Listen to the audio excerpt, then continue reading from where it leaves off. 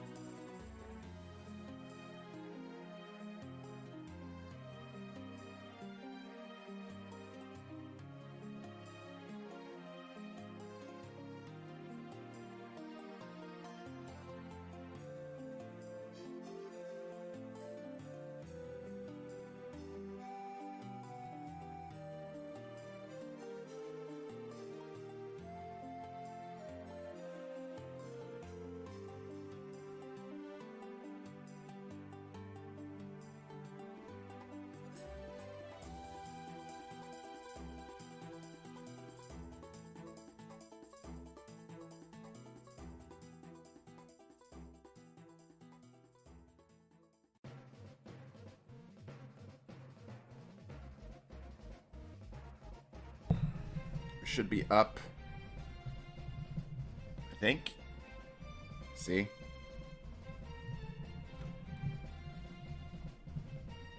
Maybe? I have one person watching. Okay, here we go. Now we have some people coming in. Greetings, everybody. Hello and welcome. This one here, this one here. I'm feeling really scatterbrained today. Extremely scatterbrained today, and I don't know why. So hopefully that ends up taking care of itself here, but you know. Right. Okay. Welcome to the stream. We should be up and running here. Double GL stream over. Yeah, we're currently facing down possibly our greatest enemy yet. The greatest enemy to the light itself is a cat. A singular cat. And yeah, I don't know if we're going to be able to get past this here, but we'll see what we can do.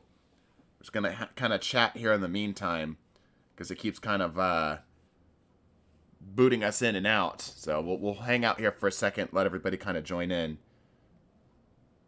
Who's this new character on stream? So that if you ever do get a situation where it looks like it's kicking you back to a character selection screen, hit whatever your version of the back key is, whether it be circle for us on PlayStation, escape on, whatchamacallit, mouse and keyboard, or I think it's B on Xbox, whatever. And if that doesn't work, just shut down your game. Because what it's trying to do is it doesn't know, it couldn't load your characters, so it kicks you back to a character select screen because it thinks you don't have any characters. Obviously you do, the system just needs to catch up with itself, right? So you just need to just let the system figure itself out and just quit whatever it is you're in the middle of. Aren't there servers down? Everyone steals got removed. Servers are down, though. Yeah, so this is a just chatting stream because obviously we're streaming here today. And, you know, that's kind of something we wanted to do. So we're here to chat about stuff and things. So if the servers come back online while we're streaming, great. Like I said, I'm feeling a little scatterbrained today. I don't know why. Normally coffee kind of like snaps me into focus. I'm already in focus, but like coffee just like hyper focuses me. But right now I'm feeling like I need to like draw on the walls. You know what I mean? Like, anyway. Turns out some things aren't here yet, such as Rumble permanent position.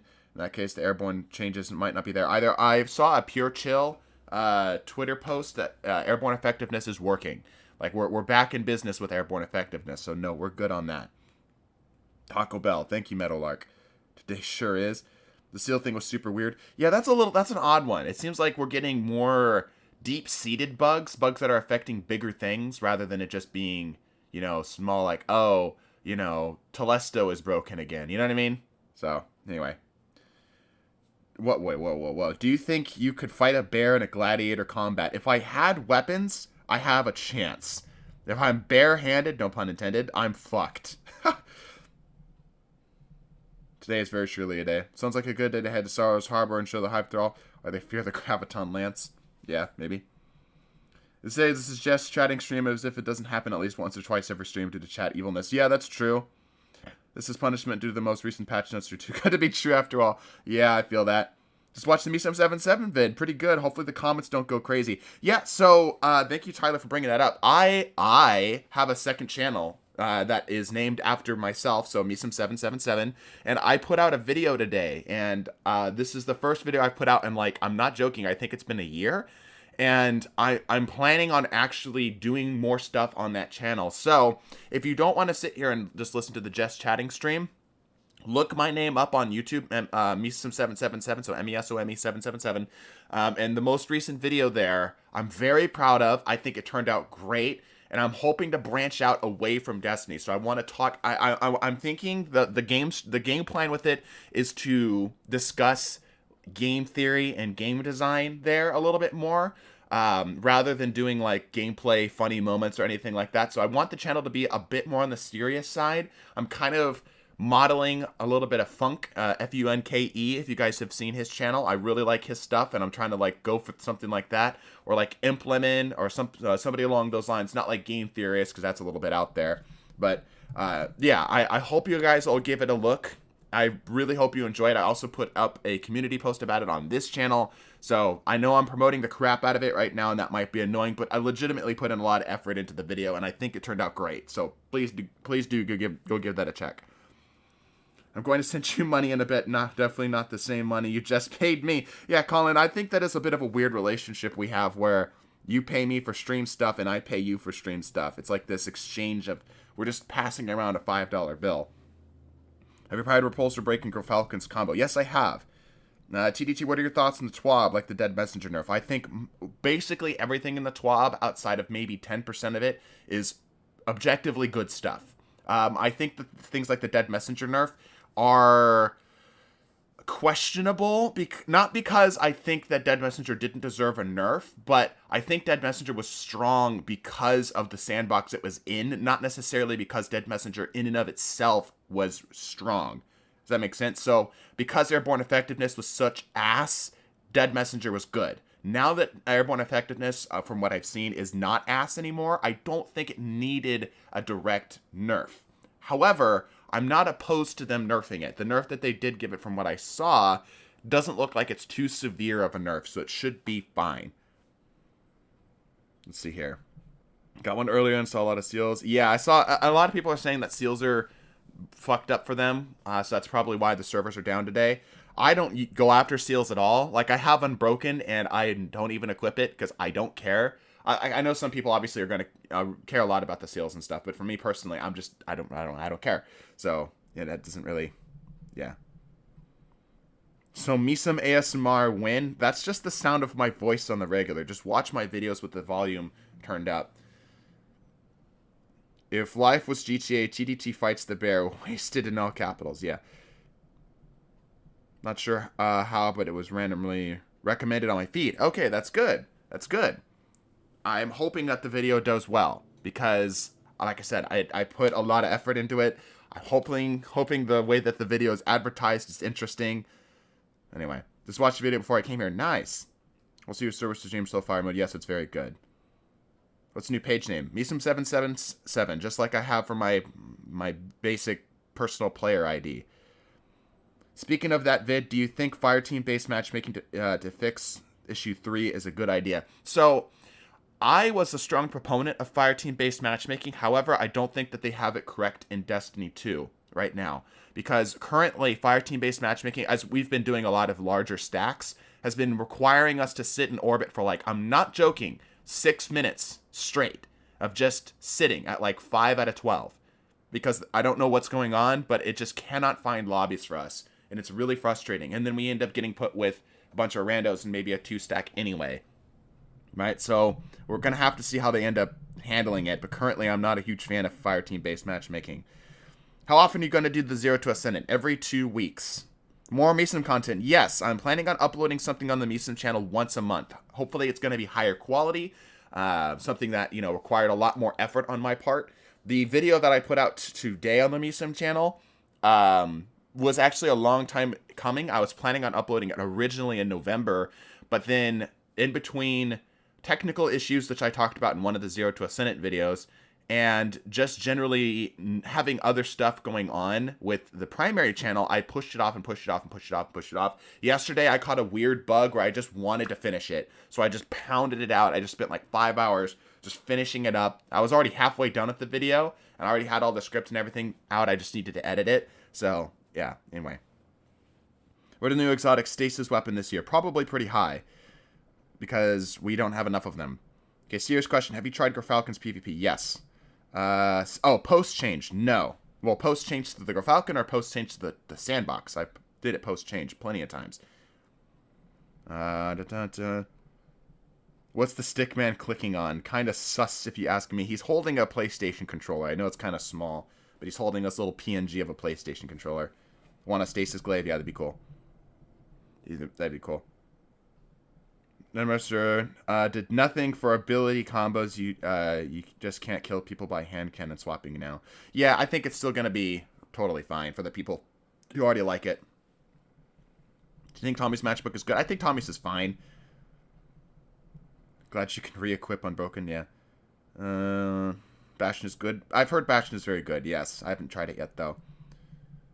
What do you think about the Hunter dodge nerf? So, I have split emotions on that, because I don't think nerfing Hunter's dodge in terms of the cooldown was necessarily the play, because I think Hunters were the ones that promoting more aggressive gameplay to begin with, but at the same time, nerfing their dodge means nerfing ability spam across the board. It's sort of a ripple effect. So I'm cool with it for now. As somebody who obviously uses a build that revolves around a Hunter's dodge, that being Kingsfang, I'm cool with it for now, and I still think there's going to be more ways to play into it, but we will see. Can I join up in chat and talk with you? In a bit, yeah, for sure. I'll jump on here in just a bit. Dead gameplay anthem, yeah, you're right. Are we going back to hand cannon stompies? No, I think because of the stompies nerf, I think the stompies nerf you're still going to feel. That reduced airborne effectiveness is still going to hurt. You sped ran the spelling earlier. True. Like I said, I'm on coffee right now, and I feel like I need to, like, change the wallpaper. Been having the same problem, yeah. It's amazing how much dedicated service would fix the game, but I don't know it is easier the cheapest thing to do. It's definitely not cheap. TG, you think Tommy's match looks good in meta? I already talked about that one. Dude, you start with Evo 37. Right on, brother. Yeah, dude, I felt, because, like, here's the thing. Here's on the discussion, because the MeSome 777 video, the video on the secondary channel is all about discussing just skill-based matchmaking, right? My problem with it is that casual game modes are becoming less casual, and it's discouraging people to actually improve and to just fuck around. Right? Just to have fun with the thing. It's just making it like you have to play every game at your best. Regardless of your skill, good player, bad player, right? You have to play at your best. Which is fine if you're a casual player, because you're kind of like just taking it, whatever. But if you're somebody who actually plays the game long term, it has like long-term consequences. I think SBMM has a place in the game. Definitely. All games should have some form of SBMM, whether it be in just like a separate mode, or like some way of appropriately matching players of at least somewhat similar caliber. The problem is that it's overbearing right now, right? So Evo Moment 37 shows that SBMM can be a really good thing, but the whole point is to break down the stuff that people don't talk about SBMM, the objective issues that come up with SBMM, and things that aren't immediately obvious, of like comparing connection qualities and stuff. But anyway, I hope you like it. After slightly nerfing sidearms and largely nerfing pulses, what really will be the new meta? I don't know. It's a good question. What's on the left side of your screen? That is chat and the TDT dude. Let's see. Do you think nerf to dodge thrusters went over better if Warlocks was touched as well? No, I don't think because I think the Warlocks rifts are, of the class abilities, some of the weaker class abilities because of cast time and cooldown time. I know I'm a Warlock main, but just like personally, I find myself losing more often to dodges and barricades than I do to a class ability from the Warlock, like a rift or whatnot. Right? Not to say that they aren't good, but they aren't as good. And I think it was smart to bring down those other two first, and then they can maybe bring down the Warlocks one later. Yeah, Bungie servers are down, yes. Nerf Titan Barricade all you want, but give it the ability to block wayframe GLs. Don't they already? The black thermite grenades only make sense. I thought they already did. Pretty sure they do. Will a glaive be meta yet? No, I think glaives are still too difficult to use, even as somebody who's decent at projectile type weapons and loves glaives as an idea. Like I've learned to enjoy glaives for what they can do. They are still very difficult to use, and I don't think most players will use them. Now we're gonna see Radiant Dance Machines meta. Nah, definitely not. Maybe a what's the one that gives you 2 dodges? 6 Coyote. Occasionally PvP trials and comp. I'm hoping to learn something today. Yeah, hopefully we actually get to play the game. We're gonna try to open this up here in just a bit. Nerfed in PvE-2. Yeah, class abilities are nerfed in PvE-2. And that is one thing I've seen a comment on. Like, somebody's saying, like, man, stupid PvP nerfing our PvE stuff. So I agree with that. Yeah, I think that they should be able to separate those sandboxes out. Or at least be smart about how they design it to where it makes PvP feel worse, but it doesn't really affect PvE that much. So, anyway. Servers going back up? We will see. Yeah, Antea Swords are insane. Talking to Shiny Dreamer, the Antea Swords are freaking insane, and more people need to use them. More people need to freaking use them. They're absolutely nuts. Or maybe don't use them because they're nuts. Yeah, I don't know.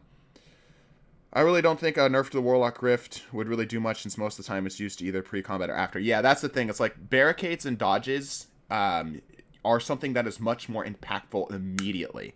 Right? That's something that can immediately switch a fight if timed correctly. Warlock Rifts require a moment in time of breathing room, right? And you can, for the most part, kind of ignore them or punish them for the cast time, right? Because of so long it takes to get that rift down. How long do you think it'll take? We'll figure out. I'm a Warlock main. What's the stupidest argument you hear from the D2 community? Also, dude, no gameplay. And almost 200 people watching. I remember this was a stream. Yeah, that it's true. Yeah, I agree. It is a good thing to have like a whole bunch of people here just chatting about stuff. The stupidest argument I have heard is when somebody is presented with objectively let me collect my thoughts. Objectively correct information, and they interpret it as being objectively incorrect. So, for example, I had somebody in the comments section say that resilience does not matter in PvP.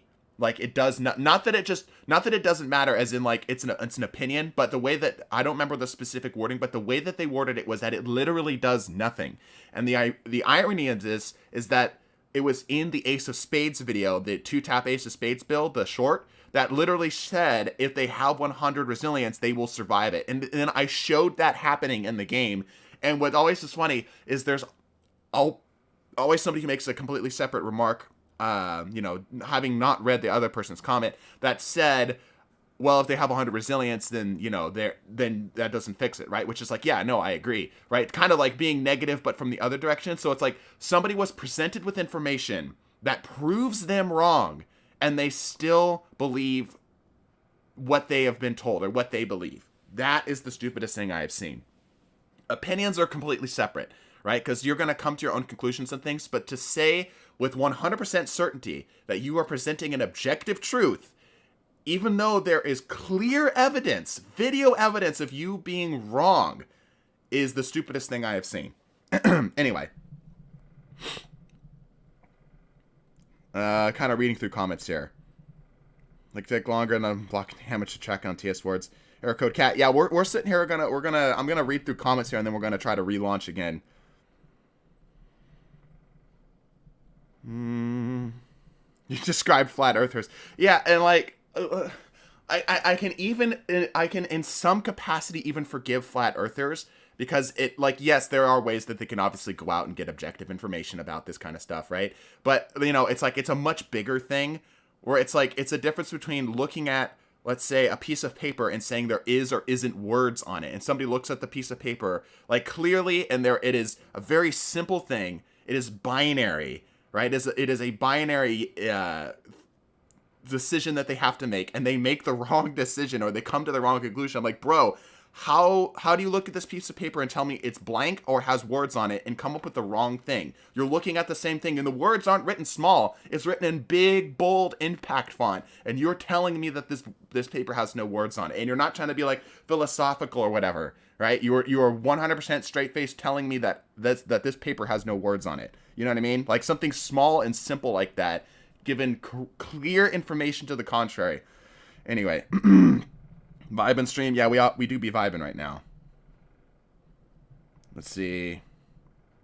I have clear evidence that warlocks are great. Yeah, see, like, but that's an opinion, though, right? Like, I think warlocks are just fine, too, but a lot of people will disagree with that. And, you know, that's fine. We just have a difference of opinions. Seemingly normal. No, it's not narcissism. It's not narcissism. Separate. I just see that a bunch can separate PvE and PvP as well. It might probably be a few months. Let's see, rebuff the dodge and abilities in PvE, or just simply reverse the changes. Yeah, I think that what they could have done to been more interesting from a build design standpoint is, rather than just flat nerfing dodges and barricades, they could have made the things that get those things back more expensive. I think Titans 100% needed a nerf. Absolutely, right? But I think for just them using them in general, they could have made, like, what's the stasis one called? I don't remember what the one is called. It's a class item mod that gives you ability energy when you're out of ability energy, right? They could have made that more expensive, because most people aren't really using those in PvE, and if they are, it's not integral to their kit. Like, those seconds aren't the absolute, they have to have them, whereas in PvP, those seconds are much more valuable, right? So something like that I think would have been a smarter nerf to start with, but, you know, it's fine. The take server sound effects an issue with Triumphs and Seals progress being deleted. Might as well play something else until the vibe. Yeah, I think we're just going to vibe. We've got a lot of people here, which is surprising that we're just here just chatting about stuff. So feel free to ask questions. Yeah. How's chat going? Chat's going good. No Destiny today? Well, we're going to try. I'm going to try to get through all these chats here. Let me scroll down a little bit here. Okay, I think I've caught up. Vibing in Minecraft for now. There we go. I was doing some testing earlier before servers were down with the AE change. Astrocyte Rose was feeling so snappy with the air shots. Yeah, I've seen, like I saw a Pure Chill tweet.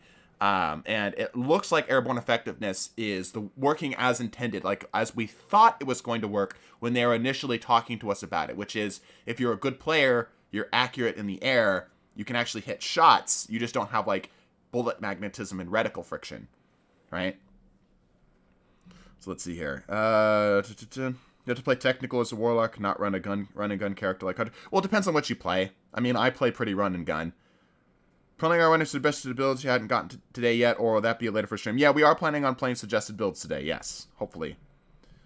What buff would you give mobility to make it more viable for Titans and Warlocks and Hunters at this point to run? So, I think mobility is one of those things that is a playstyle thing. I think that it should affect more stuff in PvE, if I had to say anything. Personally, I like high mobility on all my classes, except for the classes that I am intentionally trying to slow myself down for, like, tankiness reasons, like my Titanfall build, right? But for the most part, I don't think mobility really needs much of a change.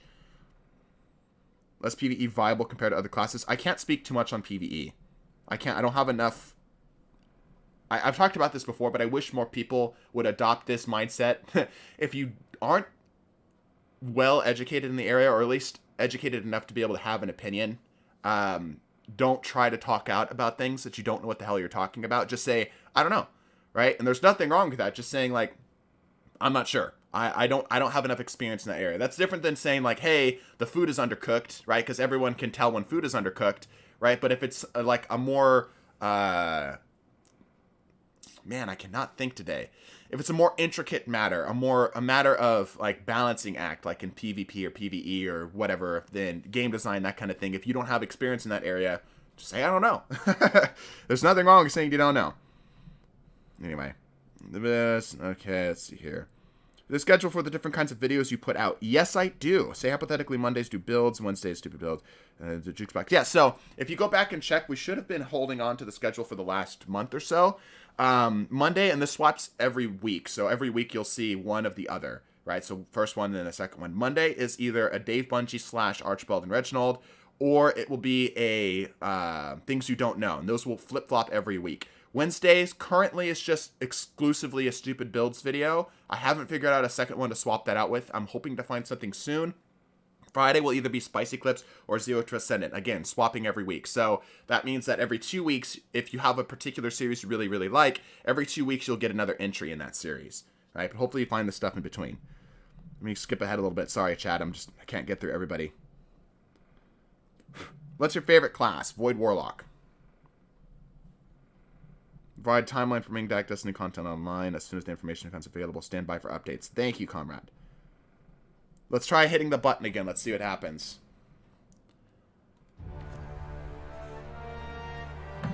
Hunter Mobility Strand, Hunter with Stompies and Eager Edge Sword could be something you'll see in a lot of speedruns. We'll see. I think a lot of people like... Yeah, we're still on Cat. I think a lot of people like Stasis because of Shatter Skating and the ability to stay in weird and out-of-bounds areas because of Glacier Crystals. So I don't think that that's going to go away anytime soon. If you look at some speedruns, you'll see a lot of that. Which is really cool, by the way. I love seeing speedruns. So. If you don't want 100 mobility for Eager Edge Skating, I'm pretty sure it causes you to fall slower. Didn't know that. I don't think mobility affects fall speed, but it might, and I'm not sure. Soul Hunter's Welcome Car. So here some people are suggesting some builds. If you could wear a full set of exotics, what would you equip? Probably I would go all in on Void Warlock. I would start with Astrocyte Burst because I love it. I'd probably do Ophidian Aspects for the increased melee range. For my chest piece, that's a tough one. I don't know what I'd run for my chest piece, and for boots, Transversive Steps. I would just go full in on being fast and agile. Let's see here. Here's video about the build videos. You should continue it or not. Wait. I got a name dropped, and I've been messaged by like 30 people. That's cool. If you looked at the Weapon Kill Tracker site, what would be your most kills, PVE-some? Easily Mida. I have like 25,000 kills on Mida. It's head and shoulders above every other weapon I use. Like, it's slowly being reined in. I'm slowly branching out, but I love Mida so much. It's absolutely my most used weapon. Is V-Wing good? Yes. Maybe Battle Harmony? Maybe.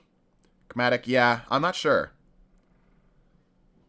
What's your opinion on the resilience giving 40 DR when maxed? So, again, I don't have a whole lot of specifics on this, but my opinion is that there should never be an easy and obvious, every single time auto lock, stat, strat, meta, whatever. It should always be a variation. There should always be lateral exploration. So, I think what they're doing, from what I know about PvE, from what they're doing to resilience, I think is smart, because they're making it so that it's not... I wish they would honestly do this for recovery, because 10 recovery is way more valuable than 9 recovery.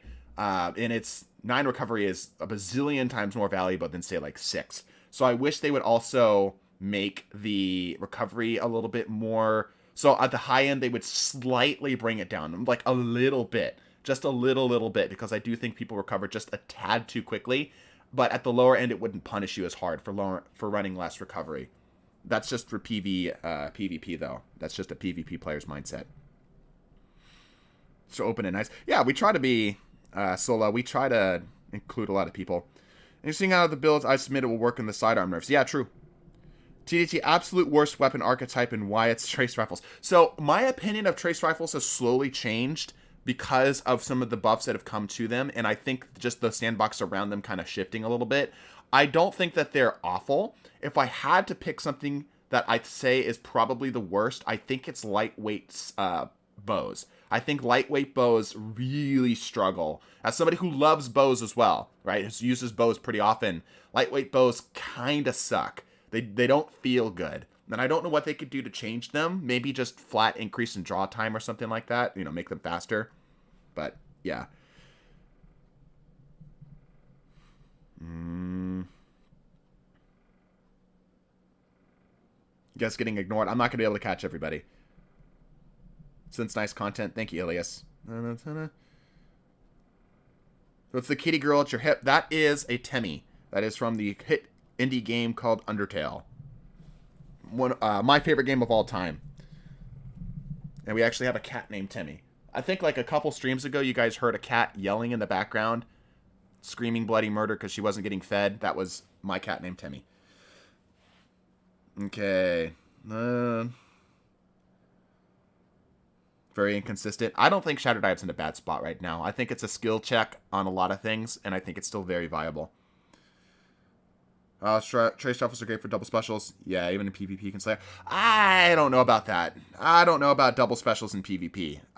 If you're cracked, yeah, it's fine, but there's a lot of pressure on you to perform. And if the enemy team is just not running a special weapon at all, which I know is rare, but it's not impossible, especially with how good a lot of more niche archetypes are getting, like sidearms and bows, you're going to struggle because you're not going to have ammo. I've done it a few times with moderate success, but I think that it's always going to be better to have at least one primary for PvP. Now, PvE, that's a whole nother category. I run almost exclusively double specials on my higher end PvE builds, and it's a lot of fun. So, anyway. What's your favorite PvP and PvE bow? I don't really PvE bow that much. I don't have enough experience with them to say, but for PvP, absolutely 100% Wolf Tone Draw. Harmony, Impulse Amplifier, fast draw time, decent accuracy. Harmony on a bow for most of my builds is just insane because of bow swap builds. You can actually one-shot with them with a little bit of setup, or somebody running like a Lumina or something like that. It's very strong. Are stuck in queue, and it's not really a queue, it's just the servers are just down. I'm at school watching your stream. Well, don't get in trouble, man. And also focus on school. It's good. I enjoy double primary in PvP. Yeah, absolutely. Double primary is great in PvP right now.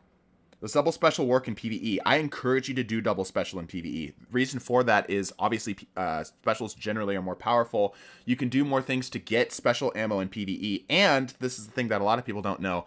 Is not that common knowledge, but heavy ammo, from what I've been told and from what I have seen, it could be bias, confirmation bias, heavy weapon ammo drops more often with double special.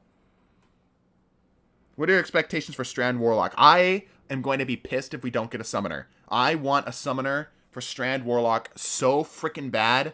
I've been wanting a summoner style of build forever, and I hope that we get something like that. The unfortunate thing is we haven't seen anything that confirms it. All of like the flavor text around it seems to imply it, but that doesn't mean squat if there's no mechanics that support it, right? Because you could bullshit your way into saying that Stasis Warlock is a summoner because it has the little ice crystal dude, the Bleak Watcher, right? But that's not a summoner. You know what I mean? That's not like a true summoner, right? That doesn't, there's a play style around it, sure, but it doesn't have the same gusto. So that's what I'm really hoping for. Cheers, good stream. Yeah, it's not online, unfortunately. Yeah, Strand Titan looks like another striker. I do feel bad for the Titans. I talked about this a long time ago. It's like a 2-year-old video now, but Titans, generally speaking, are boring. They just revolve around punching and some tanking. I think that they have gotten better at diversifying them, but I still feel like Titans in general have felt very one-sided, one-dimensional. Can you explain what you mean by summoner? I would love to see something where you could do something like summon a Shadow Thrall and have it go out and try to fight things. Not something that's... I want something that moves on the battlefield. Something that seeks out targets rather than just being... Like, Child of the Old Gods is actually not too far off, but the problem is that it is, again, a very one-dimensional ability. And there's not really a whole lot you can do to make the Child of the Old Gods do something different outside of like its kills cause explosions, you know. But like to have something that actually moves on the battlefield, or something that you can command to go into an area, something that can be killed. Like I said, Child is probably the best because it actually moves around. But again, it's more like a grenade in a lot of ways. I want something to be able to remain a threat. Something that, like, imagine if Child, when it got a kill, would move to the next target. That would be more what I'm going for. That actually really satisfy what I'm looking for. You want Warlocks to have a minion? Yes, I want pet Warlocks. I really... Okay, that sentence gave me a... giving me a stroke here. I think they should give the jumps from every class to every other class, like Hunter jumps on Titan. Okay, well, I will leave that to the rest of the chat to discuss. Personally, I disagree. Titan top end skill gap is both very low and very high. A good Titan and a great Titan can feel exactly the same, but a great Titan can clutch where a good Titan cannot in the moment-to-moment play. I mean, I think that's true of most of them. I think Warlocks are generally the hardest to get into because of the intricacies of their kit, whereas like Titans and Hunters are pretty straightforward. You know, you kind of just kind of go for a particular thing, like punching stuff, invisibility, making your guns good, whereas Warlocks are much more open-ended into how you want to interpret it, and they interact with the battlefield a little bit more. So, yeah, Blink Titan, hell no. Can you imagine Blink Titan with a Peregrine Greaves and a shoulder charge? Good God.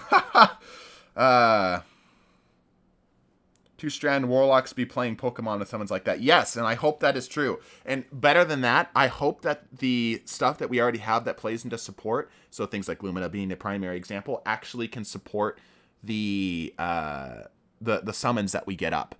You know what I mean? Like, imagine you could Lumina one of the Shadow Thrall that you create, right? And now it's dealing more damage and it's healed, and you can just kind of keep playing. Like that. Ooh, that is definitely how I want to do. That's definitely how I want to do. Solar Blink win. Hopefully never. Although I would, on the subject of blinking, I would like to see Arc Hunter be able to use Mask of Bacchus. I think it just fits perfectly with the playstyle. I know there's probably like a lore reason why it can't, but I mean, there's a lot of lore things that don't line up, so, you know, sue me. Let's try pressing the button again. Let's see what happens.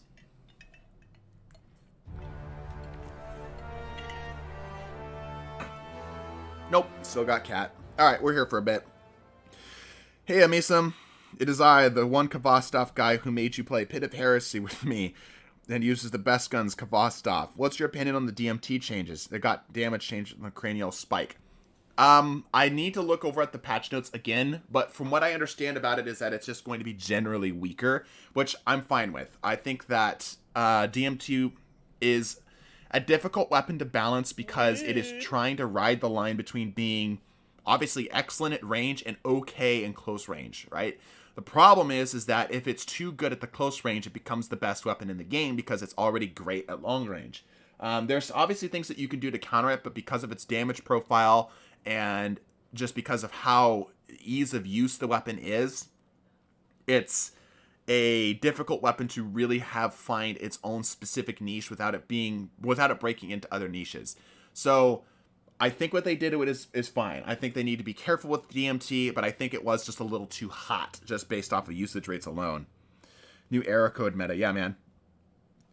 DMT will be better in PvE, but slightly weaker in PvP because hipfire accuracy nerf. Yeah, I think that the ease of use was definitely a problem with it for sure.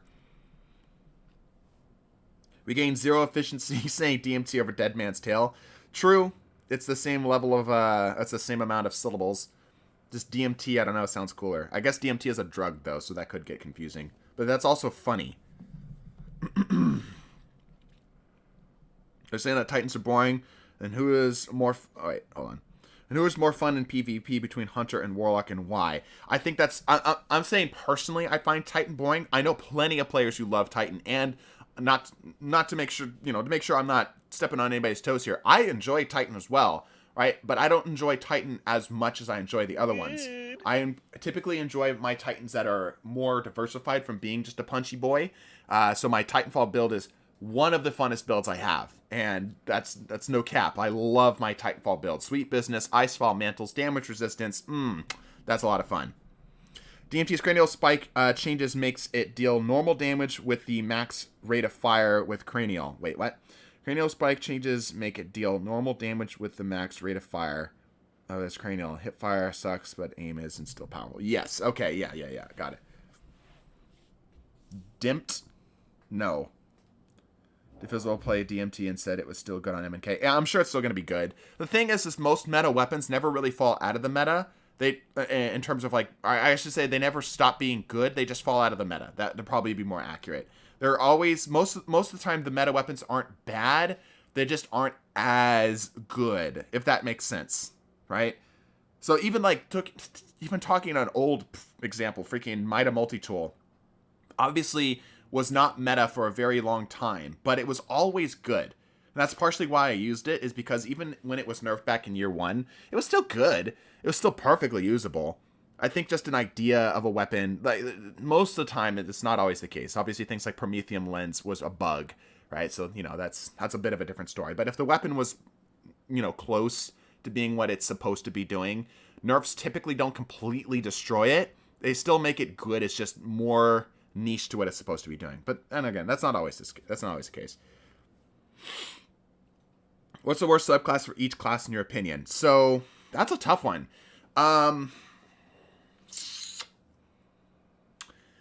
Warlocks. That's a tough one. I really like all of the Warlocks kits.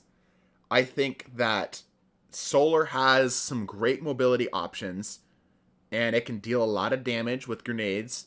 Void is fast, and all of its kit is very well balanced. I would probably say Arc, but that's there's an asterisk on that because of the Lightning Surge melee. Stasis is just now, finally, people are waking up to how good Stasis really is on Warlock. So I guess I would choose Arc if I had to pick one. Hunter, I'd probably say Stasis Hunter is probably the weakest. It's not bad, but I think of the options you have, well, maybe Arc. And man, are we going to go Arc all the way down? Probably not.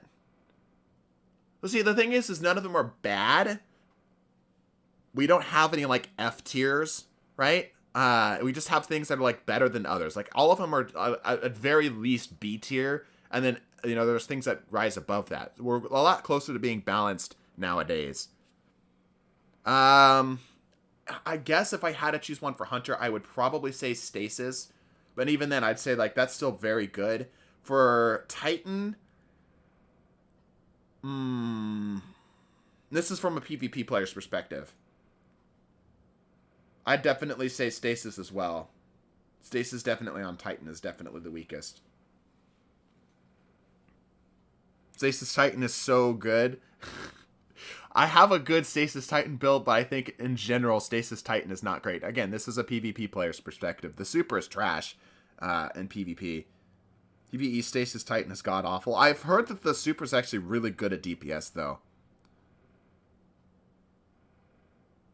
Yeah, Stasis 100 build. Again, it's like, none of them are bad. It's just that some of them are worse than others. You know what I mean? The old Minecraft Xbox One edition. Yeah, I might switch up builds here. We have 300 people watching the stream of us sitting and talking to a freaking cat error code. How come we don't have this many people when we're normally streaming? Is my gameplay really that bad that 100 or so people, 150 or so people don't want to watch gameplay but are more open to me just sitting here and talking to them?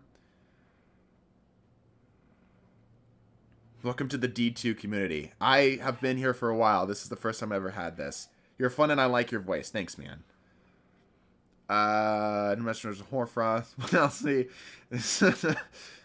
Nah, new balance patch, renewed interest in PvP. That's fair, yeah. I'm homesick for saying this is my first time seeing you live. Oh, welcome. I love cat, yeah. Nothing to do. Yeah, that's fair. Not a lot of people have anything better to do. Paint drying stream. It's literally a paint drying stream. Face cam when? There's already a face cam. What are you talking about? How many error codes have you collected recently? So I talked about fireteam based matchmaking, and one of the most painful things to ever happen is to sit there in orbit for 6 minutes waiting for a match to get honeydewed or weaseled out. that is suffering. Those are probably the most common ones I get. We've gotten bee and apricot, I think it is, every now and then. Destiny being down is more interesting than actually playing. What exotic would you like to see nerfed? That's a tough one, because I think all of them have been addressed. The meta's too fresh for me to speak on it right now. Loki, thank you for the 5. Is it me or Hunters become the Scorpion from Mortal Kombat with Strand? And also, I think you play well. Oh, thanks, man. I hope we get to see some Mortal Kombat style shenanigans with Strand. Absolutely. Overwatch stream while servers are down? Hell no. To see the amount of people that are sitting here watching and watching us just talk, you think I would ruin that by loading up Overwatch? Absolutely not. Sup, chat. Sup, J-True. Do you think Warlock that can summon a Scorn? I had to double check that. Well, to replace the class ability. Yes. Yes, I think that if they're going to do it, it needs to be a class ability replacement. I think that's a perfect way to do it, because that is perfectly in line with it. Like, it would maybe like a summoning circle sort of thing. Yes, I absolutely think so. I absolutely think a class ability would be the way to do it. Can't wait for Strand. Warlocks will rise once more. Warlocks are already good, bro. You need to give more time on your Warlock. Exotic Gauntlet's idea for Warlock's arc super, instead of damaging combatants, to supercharge your fire team with buff. That could work. I also talked about how Vesper of Radius would be really cool if you're using it on an Empowering Rift, it gives you amplified when you run through it. I think that'd be a really cool change for Vesper. But I've seen some people enjoying Vesper lately, so maybe that is a little overzealous. I miss Twilight Garrison. You have the little ground boost, though.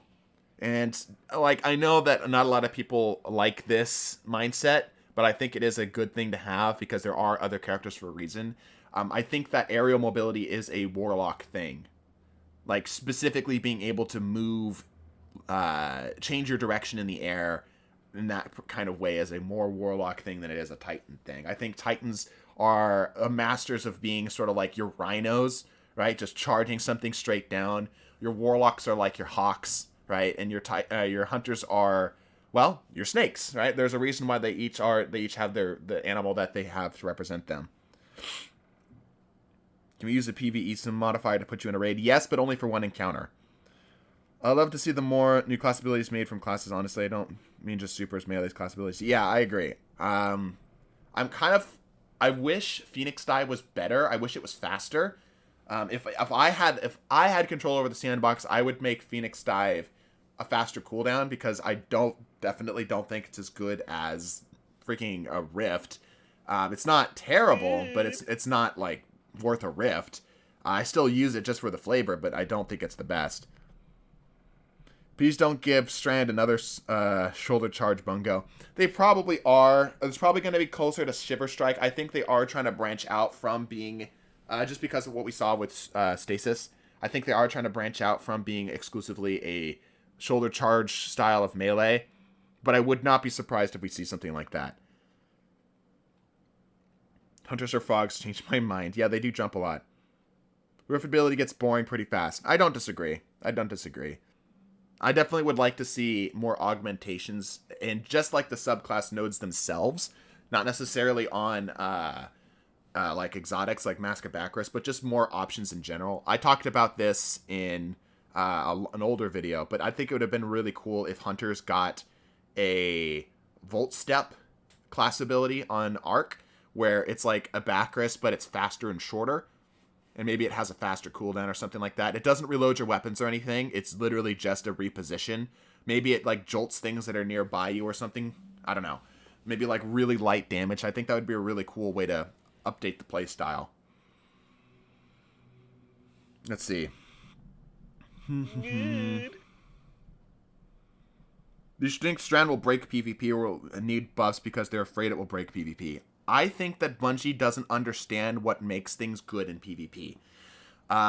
For example, Touch of Thunder Storm Grenades. Now, personally, as a Warlock main, I look at that and go, hey, that's our thing. Like, and grenade augmentation is kind of like a Warlock thing, right? But okay, sure. Titans can have it. Who in their right mind sat down and said, let's give a decently fast charging grenade the ability to not only be the best AoE grenade in the game, because it tracks, but also give it the ability to consistently kill. You know what I mean? Like, I think storm grenades, Touch of Thunder storm grenades wouldn't have been nearly as much of a problem if they did not have the lethality that they did. If they just dealt damage, but had a really hard time killing things. Unfortunately, that's not the case. They have no problems at all killing things. They last forever, and they track. It's like, who sat down and said that this is okay? And it's not just in PvP either. In PvE, they're insane.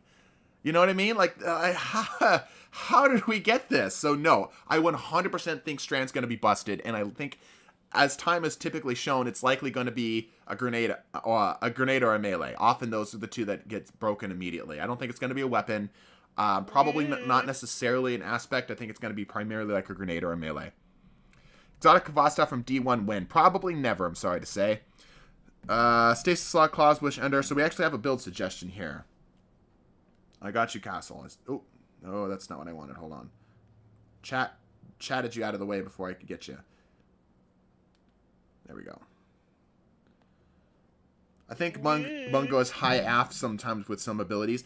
I think Bungo is high AF sometimes in general. Like, who sat down and said, hey, you know that that exotic heavy weapon that we made in the special ammo slot that everybody was kind of getting upset with because it was impossible to counter?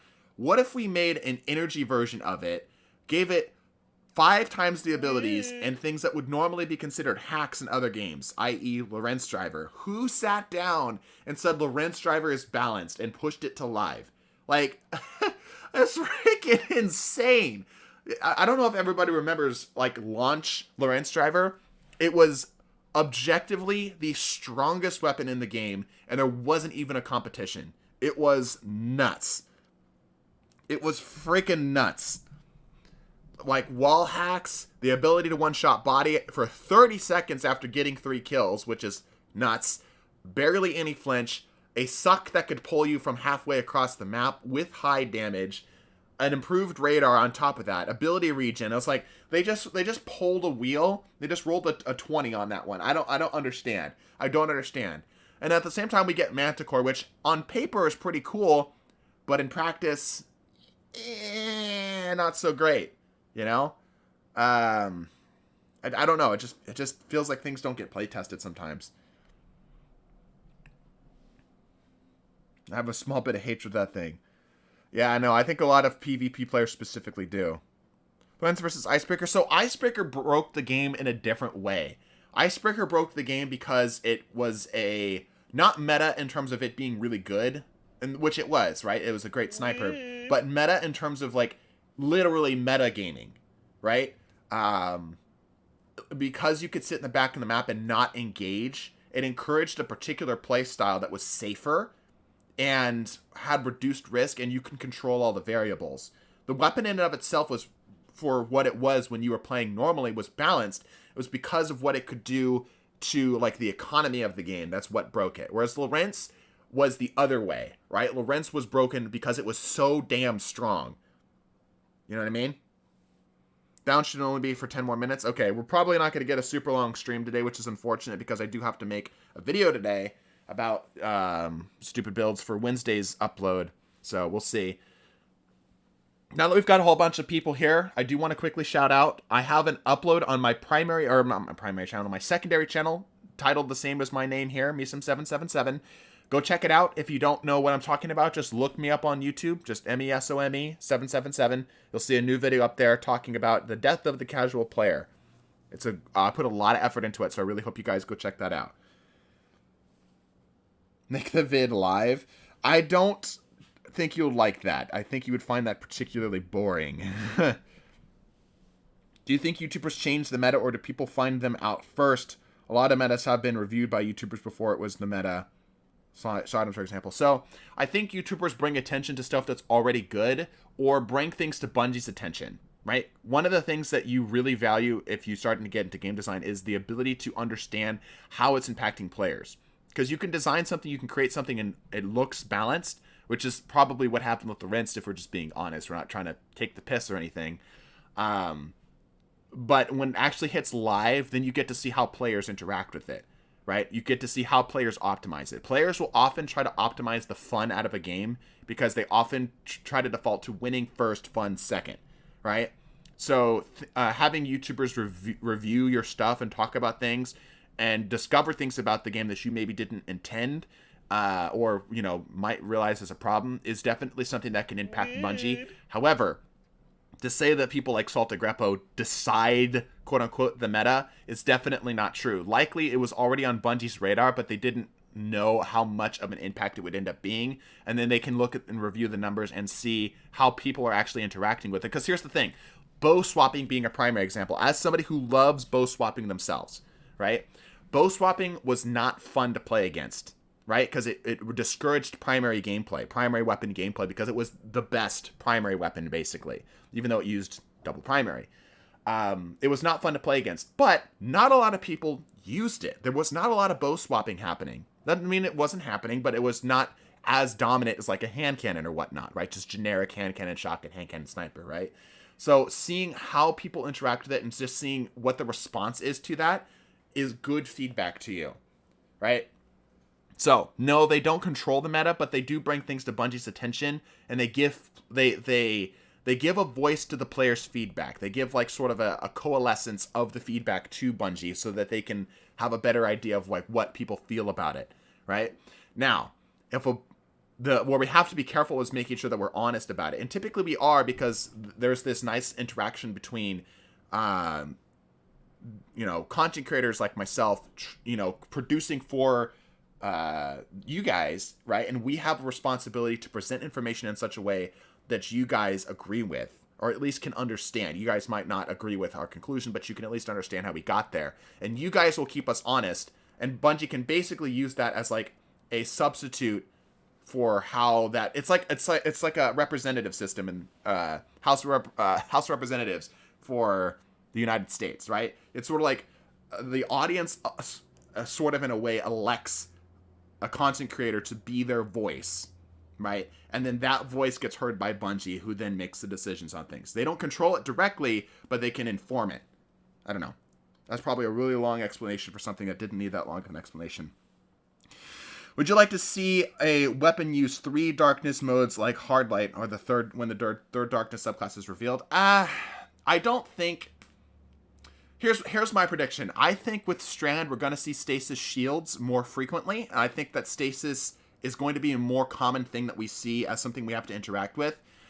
So there's not to say there probably won't be a place for it, but I just don't think that it's... I think Bungie's trying to sort of move away from that a little bit because of how they have to make it balanced. The fact that they buffed Hardlight, all of the weapons that use the fundamentals perk, I think means that they know that it's not the greatest exotic idea. It's just like they might do something more with it, like Dead Messenger, where it has like something else that makes the weapon unique on top of it having the fundamentals. But I don't, I guess to summarize, I don't think so. 326 people, Mason coming up with the word. Yeah, right.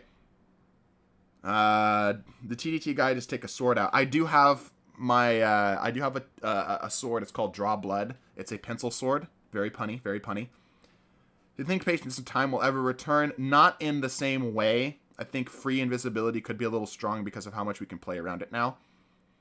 So I realize that Hunters and Titans have 2 weapon-based exotics, and Warlocks only have the 1. Do you think the second one would be for Warlocks? It's actually something I brought up. I'm surprised we don't have a Pulse Rifle Warlock exotic. Something that is the equivalent of, like, you know, Oath Keepers or whatever, right? Like, or probably closer to something like Mechaneer's Trick Sleeves. You know, something that gives them some type of benefit in that way. So, yeah, maybe. Do you feel there's any issues for gut shots straight on any other weapon? Maybe Budaka with Mountaintop. This Brazilian's to the high end.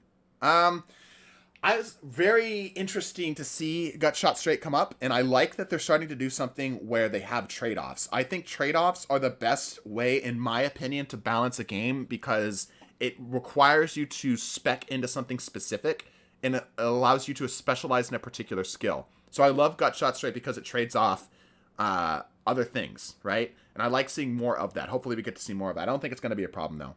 Push the button. All right. Survey says, looks like we're signing in. No, we're not. Warlocks get scout rifle, exotic armor. Like, yeah, I could see a scout rifle armor. Yeah, I could totally see scout rifle. Scout rifle or pulse rifle, I think could be Warlock's thing. Speaking of Mechaneers, anyone know that has a passive plus 50 AE to sidearms? I did. I knew about that. It says it in the exotic, not specifically 50, but it does say that it gives a quote, large benefit, I think it was, to sidearms. Imagine gut shot straight into pellet shotgun. There is a reason why we don't see certain perks on certain weapons. I was surprised we got... I joked about this, getting a kill clip bow. Obviously, it's not a precision frame bow, which where it would have been absolutely freaking insane, right? But we did get kill clip on a bow, which I thought was a joke. I thought that would never happen. Bungie obviously was very careful about what weapon they gave it to, and ultimately it really didn't matter that much because it's not enough to get a kill outright. An exotic bow could literally just be a bow with kill clip, a precision bow specifically with kill clip. That bow would be freaking insane. It'd be an insane bow. No question, just like your content, keep it up. Thanks, man. I still want Desperado and explosive payload for a combo. Oh my gosh. I would love, I've talked about this. Cerberus's alt fire, its catalyst is garbage. Absolutely freaking garbage. I don't know who uses it. I have never found a use case that's better than just using the weapon normally. I would love to see it, A, get like twice the range, and B, have explosive rounds. I think it could 100% work as an explosive round weapon. Because it's so slow, and it kind of already fits the theme. I think it would 100% work if Cerberus got explosive rounds on its alt fire mode, because it's garbage otherwise. What exotics do you think will go up in usage with the new AE? I would love to see Manticore actually get some play. Not gonna lie, I wish more snipers. Wish more snipers had mulligan. I'm glad to have one with it. I see him, although I don't see many. I mean, it's kind of an interesting perk for special weapons. If you talking about just giving a weapon one perk and making it exotic, if you gave mulligan to a shotgun, you could theoretically have an infinite ammo shotgun. That would be exotic all by itself. Buff Polaris Lance? Nah, Polaris is fine. If anything, just make it to it actually deals Scorch rather than just being a burn. Sitting rounds for the Hellhound known as Cerberus +1. Yeah, true. That'd be kind of an interesting setup for the alt fire mode, specifically for the alt fire, because I think the normal mode is fine. But specifically for the alt fire, giving it incandescence would be pretty cool. It'd be the only primary weapon, kinetic weapon that has incandescence. That'd be neat. How often do you think you'll post exotic shorts? Either every week or every 2 weeks. It depends on if I have an idea for the subsequent weeks. Can you do a series on crafting loadouts? I would if I felt like there was more interest, I guess, in it. Because I just don't think a lot of people are interested in how I create builds, because often people just want the instant gratification. They want the build that works, not how to get there. You know what I mean? Cerberus with target light would be goated primary DPS. Oh yeah, that'd be nuts. Again, that's another thing. Like, just give the freaking alt fire on Cerb something. Just something. Target lock would actually not be a bad idea either. Do you think PvP payload game mode like TF2 would be good for Destiny 2? I think it'd be fun to have, yes. I think it'd be good for an Iron Banner thing. It'd be difficult actually getting them to correctly implement it, though, because the maps are not designed for payload. Like if you play Overwatch, let's say, for example, all the maps for payload are designed around moving this payload into specific choke points, having team fights break out in specific areas, right? Whereas with Destiny 2, it's not designed in that way. Can you do a series where you ask your friends to shape a weapon and you use it, calls it rate? Rate it. That would be better. And rate it. That would be better. Not a bad idea. I have this idea for a game show style of thing, or like this challenge run style of thing, but I haven't nailed the specifics of it yet. I definitely think there's a market for it, but I don't know if it's our market space. Does that make sense? What about a push game mode? I could work too. I think it'd be pretty similar. Button should work now. VCR PSN chat. Let me check. RIP Countdown. Yeah, I liked Countdown. I'm surprised they got rid of Countdown. It was stressful and it was exciting. Servers are still down. Do you think some exotics are changing to Strand besides the obvious ones? No. I don't think we're going to see any exotics change to Strands. By the way, can y'all let go of the Cold Heart thing not being stasis? It's called Cold Heart because it's cold fusion. It's an arc weapon that's cooled to maintain itself. It's not cold because it fires coldness. Lied, I'm sorry. Yeah, Colin, you better say you're sorry. What exotic weapons do you feel needs a buff, and how would you do it? Oh, that's a question for a whole video. That actually might be a video at some point. We typically do those like once every 6 months or so. We talk about things that kind of suck from a more PvP player's perspective. Directed energy weapon, yes. 224 people watching. Shouldn't take long to hit the like button. The like button really doesn't do anything. I appreciate it, but it really doesn't do a whole lot. If anything, for the people here, like I said, go watch the video on my secondary channel. Go watch the PVE-some video on my secondary channel. I put a lot of effort into that. Div needs a buff. Get him. Get him. PVE-some, how do you feel about lying exotics? What do you mean? I.e. Lorelei saying improved restoration. Oh, like incorrect ones? I wish Bungie would be more careful about their verbiage in general. Like, I would love to see a distinction between PvE combatants and PvP combatants, because you literally can only tell by testing. There's no way to know for sure. Eternal Warrior needs change. Agreed. Divinity needs target lock or triple tap. Catalyst win. We just nerfed it, guys. What other FPS are you playing? I haven't been playing a lot of other FPSs because Destiny's been actually somewhat decent. But typically it's Overwatch and then Call of Duty. I've been playing a lot of Ultimate Chicken Horse with friends. If you guys know what that is, that's a lot of fun. That's not an FPS though. But yeah. Sanguines needs a buff. Yeah, I agree. Sanguines need a buff. Okay, so I know this is a contrary opinion. I don't think Sweet Business needs a buff at all. I think Sweet Business is perfectly fine where it is. Like, if anything, make it PvE viable. But for PvP, I think it is perfectly acceptable where it is. I just don't think people understand how to make it work. And people just want to go fast. Which Sweet Business asks you to go slow. You know what I mean? Will we ever get a face reveal? I don't know. Apotheosis Veil needs to change. Yeah, agreed. Ultimate Chicken Horse is one of the best couch co-op battle block. Yeah, it's good. It's good. Ultimate Chicken Horse is great. What's your opinion on the Resilience nerf? I actually already talked about that. Catch the VOD after. I thought you didn't have friends. Oh, I don't. You're right. Alpha Lupi and Master the Quiet One need reworks. Yeah, they definitely could use a little love. That's for sure.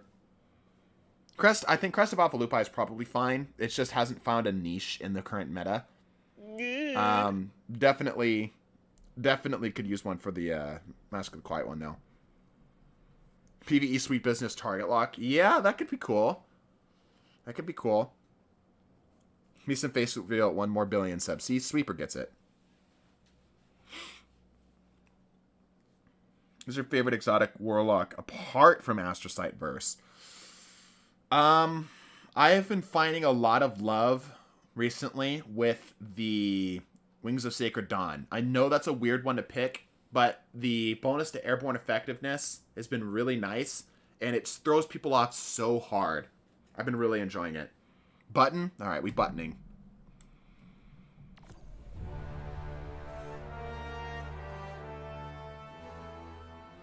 You remember any Big Brother flashbacks? Yep, we're still getting cat. Maybe we restart the game. More toe pics. I took a picture of me holding a which I still have, by the way, a massive hot sauce packet from Taco Bell. Like, the thing was, like, bigger than my hand kind of deal. And, like, 16 pixels of my right foot were showing, and now it's an emote on the server. Means you need to update normally. Needs update? Okay, maybe we can check. Let's just close it down.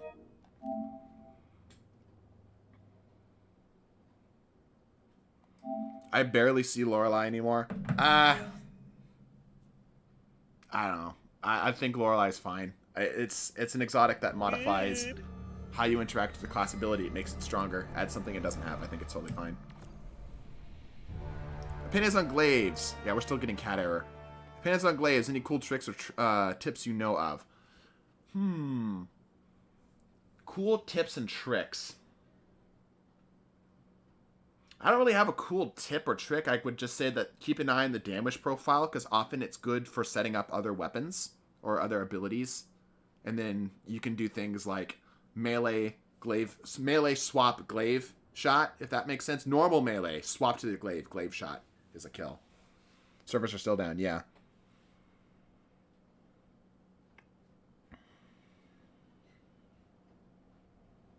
Until they find out what's going on, trying out some seals. I've been told that it should be up, but apparently it is not. Close the app, hit the option button, click check for updates, see if that works. No, I mean, we updated just a second ago. It's a server thing. I copied update file before the stream launched.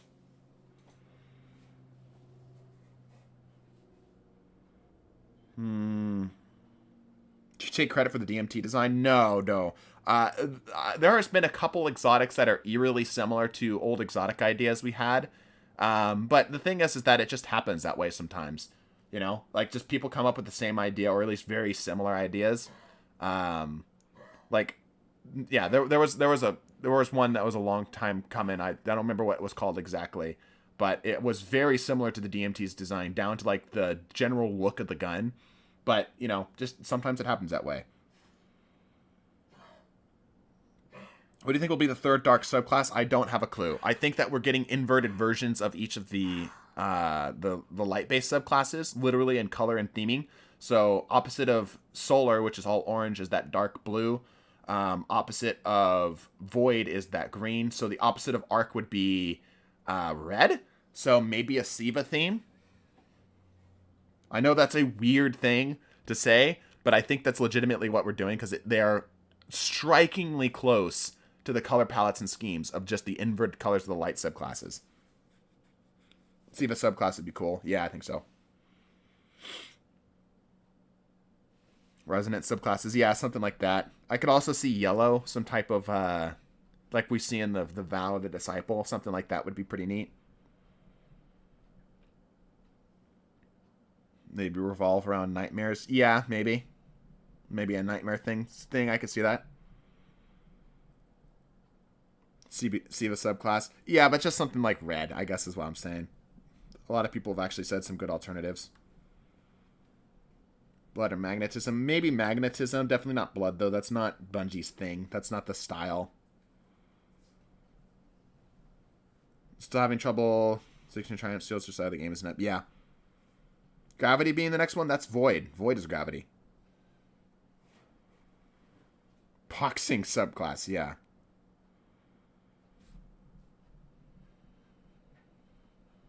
Taken subclass. I wonder how they would do that, though, like for abilities and stuff, because a lot of the stuff is pretty similar to what we already have. Mine is your favorite. What's your second favorite? Rat King. Next question. Hoping we get a subclass similar to the Luminarch and Thorn would have, like a corruption sort of thing, or a poison damage over time. I think you have to think about it mechanically, because solar is a damage over time sort of flavor, right? With scorching and such. So I don't think we're going to get something like that. Any plans to have a TQ's build? TQ's kind of sucks in PvP. It's fine. I think it could use a very small buff, like making it to where you could body shot from the hipfire mode and then body shot from the ADS mode, and it would be much better. But TQ's kind of sucks. So probably not. Ever think about doing these in 104.2? Maybe on my second channel. They need to add something to Void Hunter subclass. They just have Invis. I think Invis is perfectly fine. I think the way that the class interacts with getting Invis is mechanically unique enough, and I think that having just Invis as a playstyle is perfectly fine.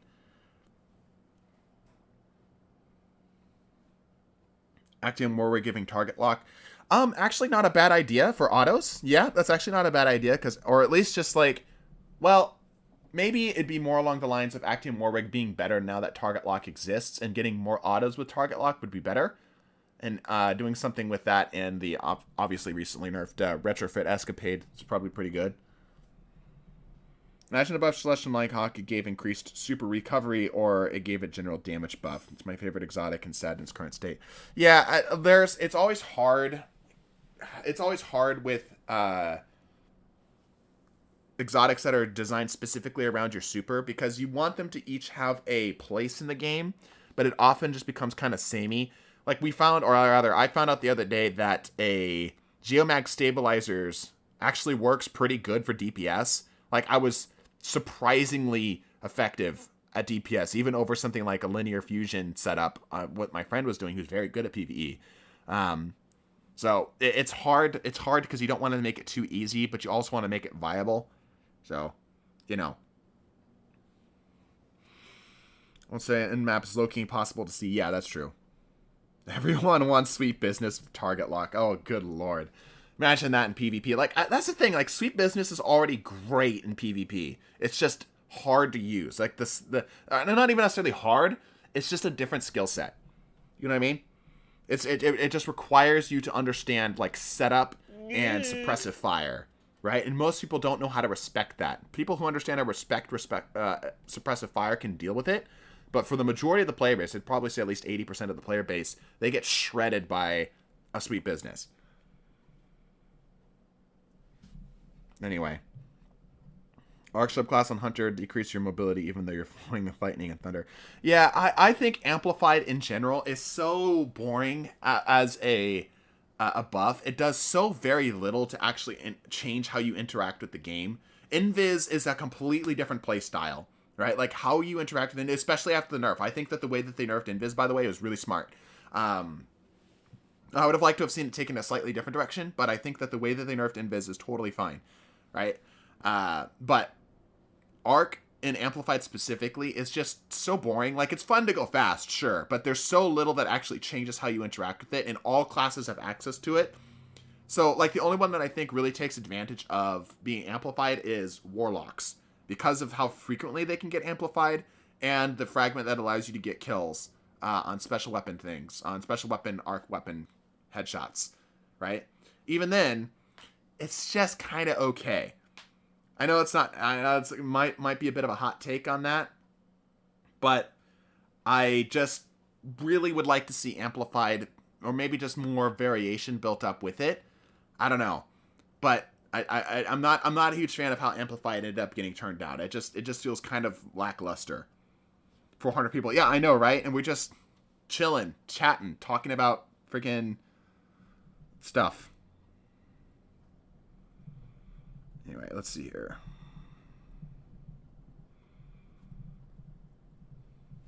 But doesn't Amplified hurt you if you're on a Warlock? It does kind of make it harder, yeah. Like, Amplified is not... It doesn't feel as direct of a buff as something like Restoration, Invisibility, Overshield, Devour, right? Amplified is more like, okay, now you can be stupid faster, you know? Like, I'd love to see, like, I don't mind the idea of all classes getting amplified, but I'd love to see them interact with it in a more meaningful way, if that makes sense, right? Because the way it works right now is that all classes interact with it exactly the same way. I'd like to see it where only Hunters get the speed boost, because that's flavorful for them. Titans get a damage resistance, and Warlocks deal more damage with abilities. You know what I mean? Like, that would really break up how they interact with it and make it feel more special to get amplified and play better around it. I also think that Hunters in general should have more access to that buff in PvP. It's funny right now that Warlocks have the best access to it, despite them having the least benefit from it. You know? Peace of Mind, a 900 SMG Blink is pretty nasty, IMO. Yeah, I mean, Peace of Mind's great. 900 SMGs are great. Blink is great. So all those things being together. 400 folks vibing, waiting for PvP fanfiction. Yeah, right?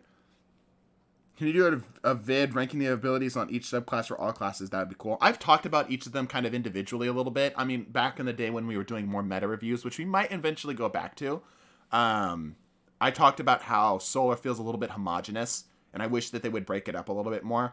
Like, I talk about this a lot, but I think of the 3.0 subclasses we got, Void, from a play style and mechanical standpoint, is the best. Not necessarily power-wise, even though I think that's mostly true, but the way that each of them, like, a Void Warlock plays very differently than a Void Hunter, which plays very differently than a Void Titan, right? That can't be said of the Solar subclasses and the Arc subclasses. Of course, you have different specifics, and then you have the metas of each of them, but the way that they interact with things is all pretty similar, right? I think that restricting the availability of certain things, like, I like that they're trying to, like in Solar specifically, I like that they tried to allow more classes to interact with support style effects, restoration, things like the Radiant is all very cool, but they gave it out a little too freely, and it kind of watered down what makes a subclass really feel special, right? Obviously, Solar Warlock in PvP is all about the grenades, right? And that's cool, but you can still mimic that type of power to a different effect with Solar. You really can't say the same of doing that with Void. Like, yeah, you can get Devour on Hunter, but it's hard. It's really hard, right? Whereas with Solar, it's a lot easier to get Ignitions and Scorches and stuff. Our server's up yet? We can press the button here in a bit. But anyway, does that make sense? I don't know if I share that opinion with anybody else at all, but I feel like Solar and Arc in particular, like Arc is a little bit better.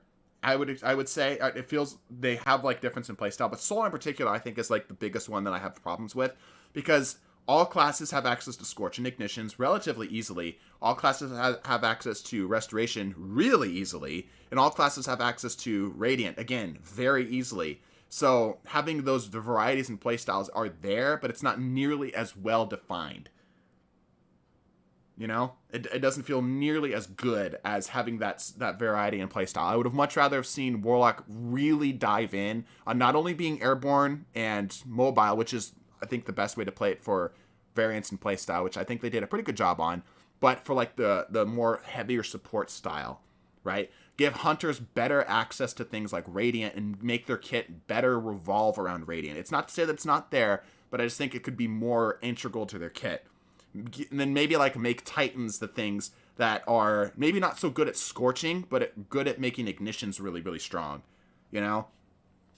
Whereas like, they all just feel like they have access to the same stuff, so all of them are going to be generally playing the same with just different ways of getting to the same goal. Anyway. Sidearm opinions? Sidearms are fine. We haven't played them since the nerf, though. What's your opinions on Titan Sunspots? It's hard with those specifically because those are a very cool playstyle. I like that how they interact with the world and such. That's probably because I'm a Warlock and I like when things interact with the battlefield. But they do kind of change. They do kind of make it kind of, again, they play further into the homogeny of the subclasses in general. So items were good pre-buff, just slept on. Then they were OP. Yep. Now they'll be good, possibly still OP. I still don't think they're OP now. I mean, I thought that they were a little strong when they accidentally. I don't think they need a buff at all, frankly, but maybe, except for maybe like keyboard M and K. But you know, I don't know. How long have we been sitting here? About an hour and 20 minutes. Let's try pressing the button again. Not gonna lie, I hate Stasis. Warlock specifically still manages to be one of the worst, most annoying subclasses while not even being anywhere good enough to deserve a nerf. It depends on what you're talking about. For PvE, you're going to be using Bleak Watchers. For PvP, Freeze Warlock is insane. If you're good with it. Freeze Warlock is insanely good. Arguably one of the best classes in the game for PvP. It's the only thing is it doesn't have access to the mobility like other classes do. Right, which I think a lot of people just go, oh, they just write it off. But, like, freezes are so strong for PvP. They're basically a guaranteed kill in most cases. So, anyway. Cat. Let me go see. Here, I'll tell you what. Chat, I'm going to go get my cat. I don't know if I'm going to be able to show you guys that I have a cat, because she doesn't typically make noise when I pick her up. But I'm going to go grab a cat for this cat stream. I'll be right back, okay? Don't go anywhere. Where's Tenny?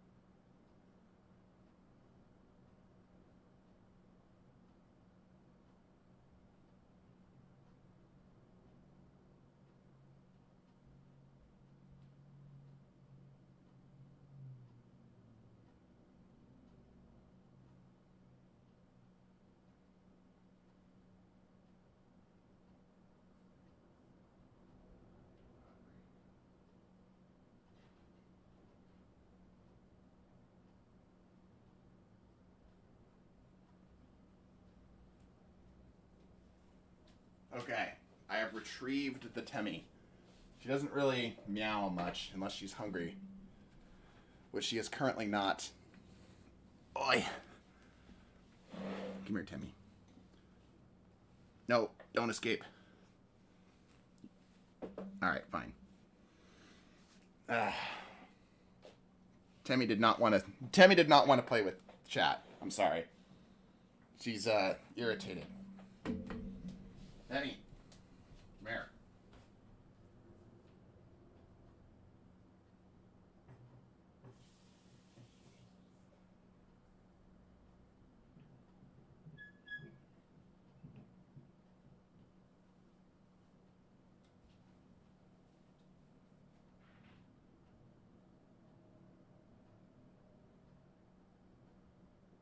Good. I have retrieved the Temmie again. Temmie, say something to the audience. She is not saying anything. No, she doesn't care. Okay, get out.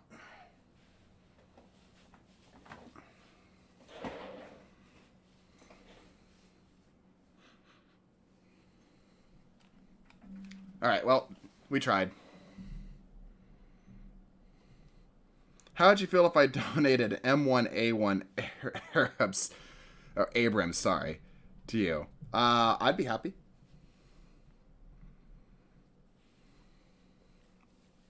PVE-some, yes. Send cat pics to the Discord. I have plenty of cat pics. I have cat pics of when they were teeny tiny, too, so I could probably send those. I'd probably enjoy those more. Tell me, why is your ass wet? Alright, whatever. Cat laughs in the face of land plans. Yeah. True. Thoughts on how Armor 3.0 will affect your current builds? I don't think it'll affect them at all. Because they don't typically mess with the PvP side of stuff so much that it completely changes things up. But we'll have to see. I could be completely wrong. Have you seen the size of the witness? I've heard the witness is very large. Which doesn't surprise me because he's probably going to be a raid boss. My cats learn how to turn to the bathtub faucet on, so every time I turn around, their whole head is wet. That's actually adorable. They just lick the faucet and wait for somebody to turn it on for them.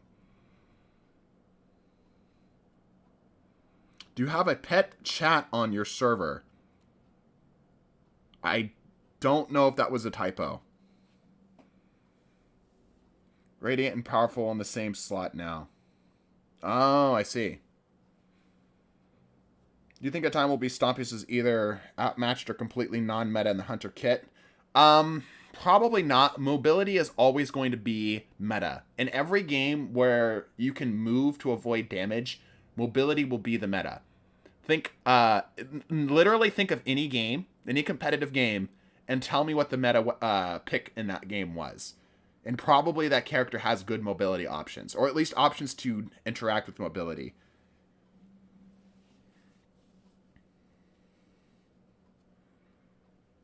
Objection, TF2.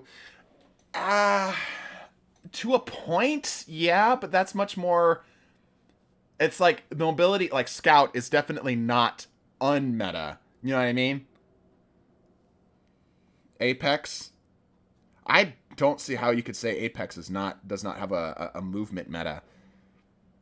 Do you have a pet chat in your server? This isn't a typo. Oh, no, as in like a... Yeah, no, I know what you mean. No, we do not. Bungie just tweeted. Alright, let's go again.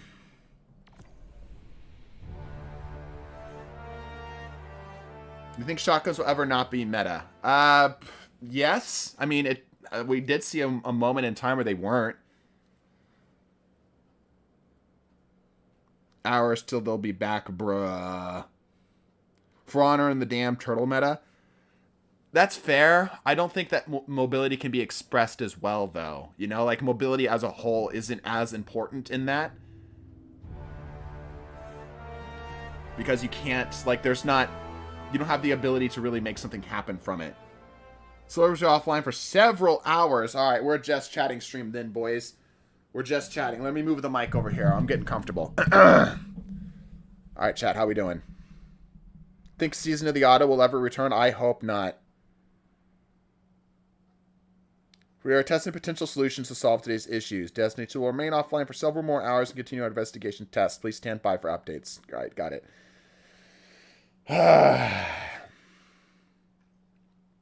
It's been 3 hours. Yeah, I know. We're just chatting stream then. That means we're only going to be going for probably another 30 minutes. Chat, let me ask you. Be honest with me now. If I played Enter the Gungeon right now, would all of you leave? If I pulled up another game, would everybody bail out? Because, I mean, we're just sitting here talking about stuff anyway. You know? Like, if I went over here and played Enter the Gungeon, would anybody get upset at me? Playing Isaac. Play Team Fortress 2. We came for you. Nah. Here's what you want a little bit more.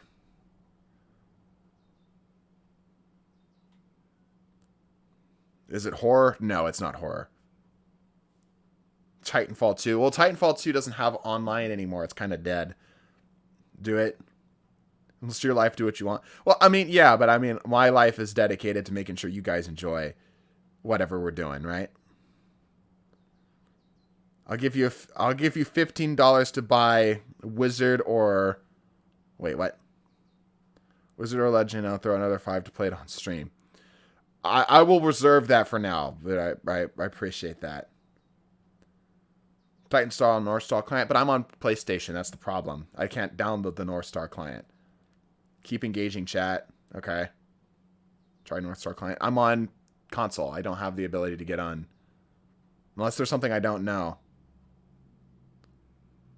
As well. Good. Wizards of Legend. I have never heard of that game. Bro, just mentioning. Okay, here's the thing. Just mentioning we're going to switch games, we dropped 50 people. That's how fickle this whole setup is. Just hovering over Enter the Gungeon and mentioning that we might play another game has freaking dropped 50 people.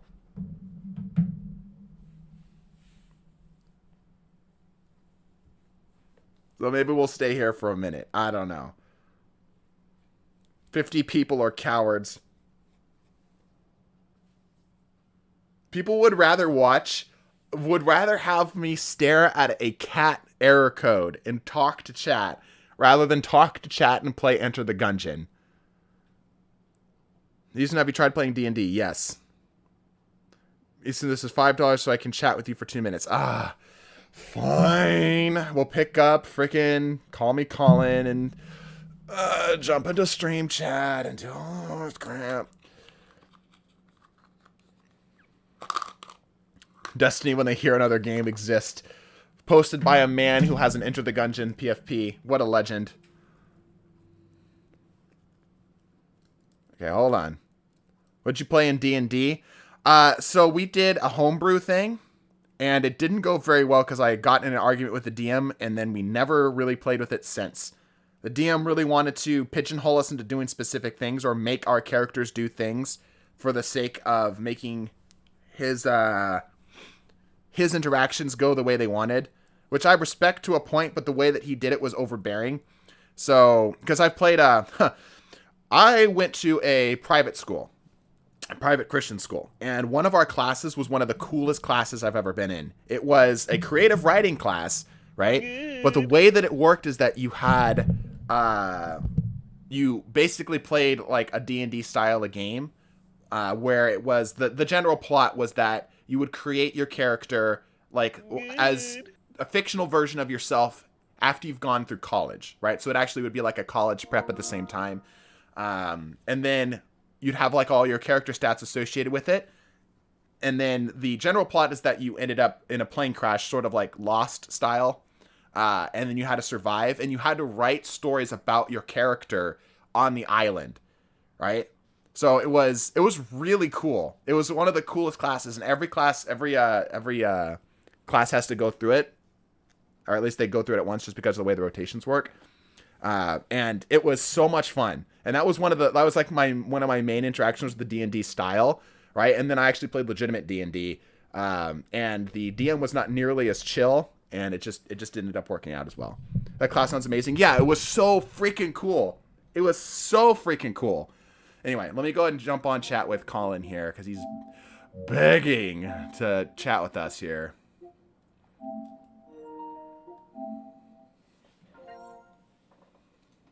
Hello, Colin.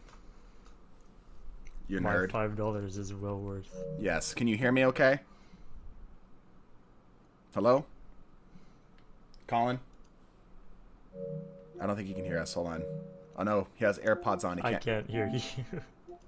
Headset controller. It's set up correctly. What's wrong? My mic isn't muted. Let me try leaving and coming back. Because it should be set up. I've got the headset in. So apparently server's down several hours. Yeah, I know. We've been told. Do you have Dead Cells? I have it on PC. Yeah, not on PlayStation, so I can't really do it on stream as effectively. Now can you hear us? Oh, we seem to be having issues. My thing is lighting up this time, though. Ever played The Last of Us? Yes, I played the first one. I did not get the opportunity to play the second one, but I really liked the first one. I think that was PlayStation 3 I played that on. Replug the headset? Yeah, maybe. Well, we're getting sound now, so I think it might be a connection thing. Like, see the little circles lighting up around it? Ah, there he is. Can you hear us now? Colin? Yeah, I hear you. Okay, here we go. Okay, what was so important that you would dare interrupt my beautiful treatise, my manifesto, as it were, talking with chat? Good. Also, there's delay. Oh, okay. Well, I don't know what's going on anymore. Let's see. PVE-some actually looks like the TDT character. He's just too scared to reveal it's his real-life stick figure. I told you I've got a face reveal. It's right there in the bottom left-hand corner of your screen right now. Nobody believes me. All right, Colin, can you hear us? Yes, I can. Okay, good. Now, what was so damn important that you would dare interrupt the beautiful speech I was giving chat for the last hour and 34 minutes? Nothing. Oh. Okay, well that's... Alright, cool. Stickman redesign win? Never. Are you kidding me? Tom Scott, I think it's a 4-month-old video. Might be older. Put out a video talking about why some creators clap at the start of their video. I highly recommend you go watch it, because that is why we will probably never update the TDT stick figure. You'll understand when you watch it. True friendship right there. I know, right? PVE-some, please get on and talk with me. Okay, I'm here. What do you want? Just want to talk with you. Just hi. Okay. Bro, your latest vid made me laugh so hard. Yeah, I like doing those little Dave Bungie videos. I think that they kind of give they summarize the opinions of the... At least we try to. We try to summarize the opinions of the Destiny community in a way that's comical. Right? Not Tom. Yeah. I love Tom Scott's videos. Yeah, it's good. They add hair. Oh my gosh, that would look horrible. It's to sync sound and video. I've seen that. Tom Scott is cool. No, it's not just to sync audio and video. It is to do that, but that's for recordings. He talked about specifically why do they leave it in videos, not recordings, because you could cut that out, but why do they leave it in videos specifically? Why don't they cut it out in editing? PVE-some ever played a Bloodborne or Soulsborne title? I have played a bit of the Dark Souls series, and personally, I'm not a fan. I know that's about to piss off like the majority of the population. I have not played Bloodborne though, but I am personally not really a fan of the Dark Souls series. Not to say that they're bad games. I think that they're great games. They're just not my personal taste. Are you technically a VTuber? I mean, kinda. It's literally just a video on loop with the green screen background that I've chroma keyed out. It's supposed to be a meta joke about being a VTuber. Video again. Darn, what a bother. Bloodborne is a great starter for Soulsborne player people. Touch mouse and solar or void lock. What's your opinion? Definitely void. Easy. Because of you run that with the secant filaments, and you have like a 3-tap 540 or whatever freaking RPM that Scout is. It's really good. You play the game that requires more work than they're worth. That's $5. It's not really that they require more work than they're worth. It's just I'm not a fan of the way that the game interacts with me. Like, and that's the thing. Like, I love Hollow Knight, which is sort of, you know, a kind of a the Dark Souls of Metroidvanias, right? Which, you know, it's not entirely the case, but I don't know. I think I'd probably like Elden Ring. I haven't gotten a chance to play Elden Ring. I'd probably like Elden Ring more. But it's just the style the world is set up is just not entertaining to me, and the way that they do interactions with bosses and stuff is just not my thing. Again, not to say that that's not my opinion of everybody, but yeah. Actually, historical I'm going to play, but I never played because I would rage too hard and then cry. Yeah. Gotta go. Cheers. Thanks, CT. All right. See ya. What other stuff can we talk about? Maybe I should just launch up Gungeon and just call it a day. Seriously, a 20. Hold on. Let me make sure I got this here. Maybe I did get it. Okay. My one-tap Lumina build still works in PvP. It should, assuming it's hasn't interacted with any of the major nerfs. God of War. I want to play the God of War series. I haven't gotten a chance to play it. I want to play the God of War stuff. I should get it. I should just download it and play it in my off time. I don't have a lot of off time, though. My off time is all taken up by playing either with people, like Colin, who summoned me to this chat just for me to keep doing what I was already doing, or it's to do stuff for videos. Most of my time is spent doing video stuff. Hollow Knight isn't Dark Souls of Metroidvania. It just borrows the death mechanic. Yeah, I know. But you know how people be. You know how people be. You haven't played God of War, dang, you missing a lot. I know. There's a lot of games I really would like to play. You know, there's games that I can kind of look at from a distance and go like, yeah, that looks like a good game. And just listening to people's opinions on it and having like a pretty consistent, pretty unanimous opinion of it being, you know, a really good game, right? But I haven't gotten to play it for myself yet. Some of the stuff. I typically end up spending more time on indie titles because I guess I'm more interested in seeing how somebody with a smaller budget did it. I have more confidence that a AAA game will at least be playable for the most part. Cyberpunk. But for most time, they'll at least be playable. It's just a matter of, like, I'm more interested in seeing how indie developers take on the idea. And typically they end up innovating a little bit more, but obviously that's not always the case. Like God of War, I think, done a great job. I have to leave now. Me some best $5 ever. Colin, you know you can speak up and just talk with me, right? Colin? Yes. Okay, there's a massive delay between the mics. Yeah, I know. Okay, you have fun then. I'm working a double today. Ah, I see. Yeah, I'm working a double. I have to go back to work. Okay, you take care then. Best $5 ever. Holy shit. Okay, You could if you would have just chatted, I probably would have seen it. Yeah. All right, well, have fun. I did. You too. Moi. All right, well, that was fun. I'm going to bounce out of this lobby here. Yeah, we'll hang out. Why not? Misa, you should play the indie game called Moonlighter. I have. It's got chill vibes, Stardew Valley, half the game's top-down dungeon crawler. Yes, I have. I have played quite a bit of it. It's pretty good. It's pretty good.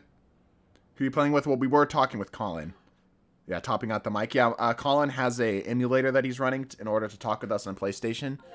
So it's not always the most... it's not always the best quality. Hello, Mark. Hola. Are you here just to sit in silence, too? No, I can actually talk without delay. Wow. Unbelievable. What's your favorite Pokemon? I feel like that's a trap question nowadays. Because, like, all the Pokemon I like have been outed for being furry bait. And it's just completely for different reasons, too. Like, I love Lucario, but I know that that's been generally associated with being furry bait. And I'm pissed about it. You know what I mean? I'm pissed about it. I think that that's such a cool freaking... I mean, like, they got the guy who voice acts freaking Goku to do him for Smash, you know? Vaporeon. No, definitely not Vaporeon. Thank God. Can you guess mine, Mason? No. Ferrothorn. That's an interesting. I would not have chosen that for you. Why? I used to play competitive in Gen 5, and I was a stall player. Ah.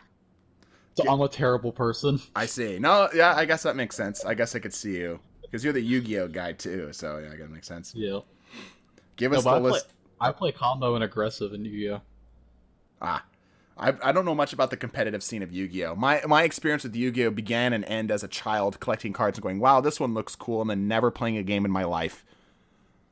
The 4 styles is combo, stall, burn, and mill. I know. Burn and mill are gimmicks. I know at Mill. I've played many a rogue deck in Hearthstone designed around, milling things. It's always fun. Also, Druid. Druid also has a pretty good setup for that. I like stun, but I play a bunch of combo because combo is just stun with negating everything. Give us the list or we unsubscribe. Or unsubscribe or the list of what? The old Pocket Monster cards, yeah.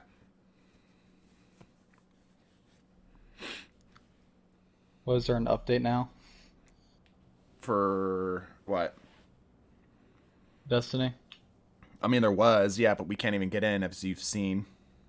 Pokemon. Ah, I see. I will reserve my opinions. How long do you think it'll take for an exotic Strand Trace Rifle to come out? I think we're going to see Stasis Trace Rifle first. Maybe an exotic version of Strand. Maybe not the first season. But probably, like, subsequent seasons following. I would not be surprised if we saw something that was Strand themed. Opinions on AE. It sucks and I'm glad they finally fixed it. Just subscribe so I could say hi. Greetings and hello.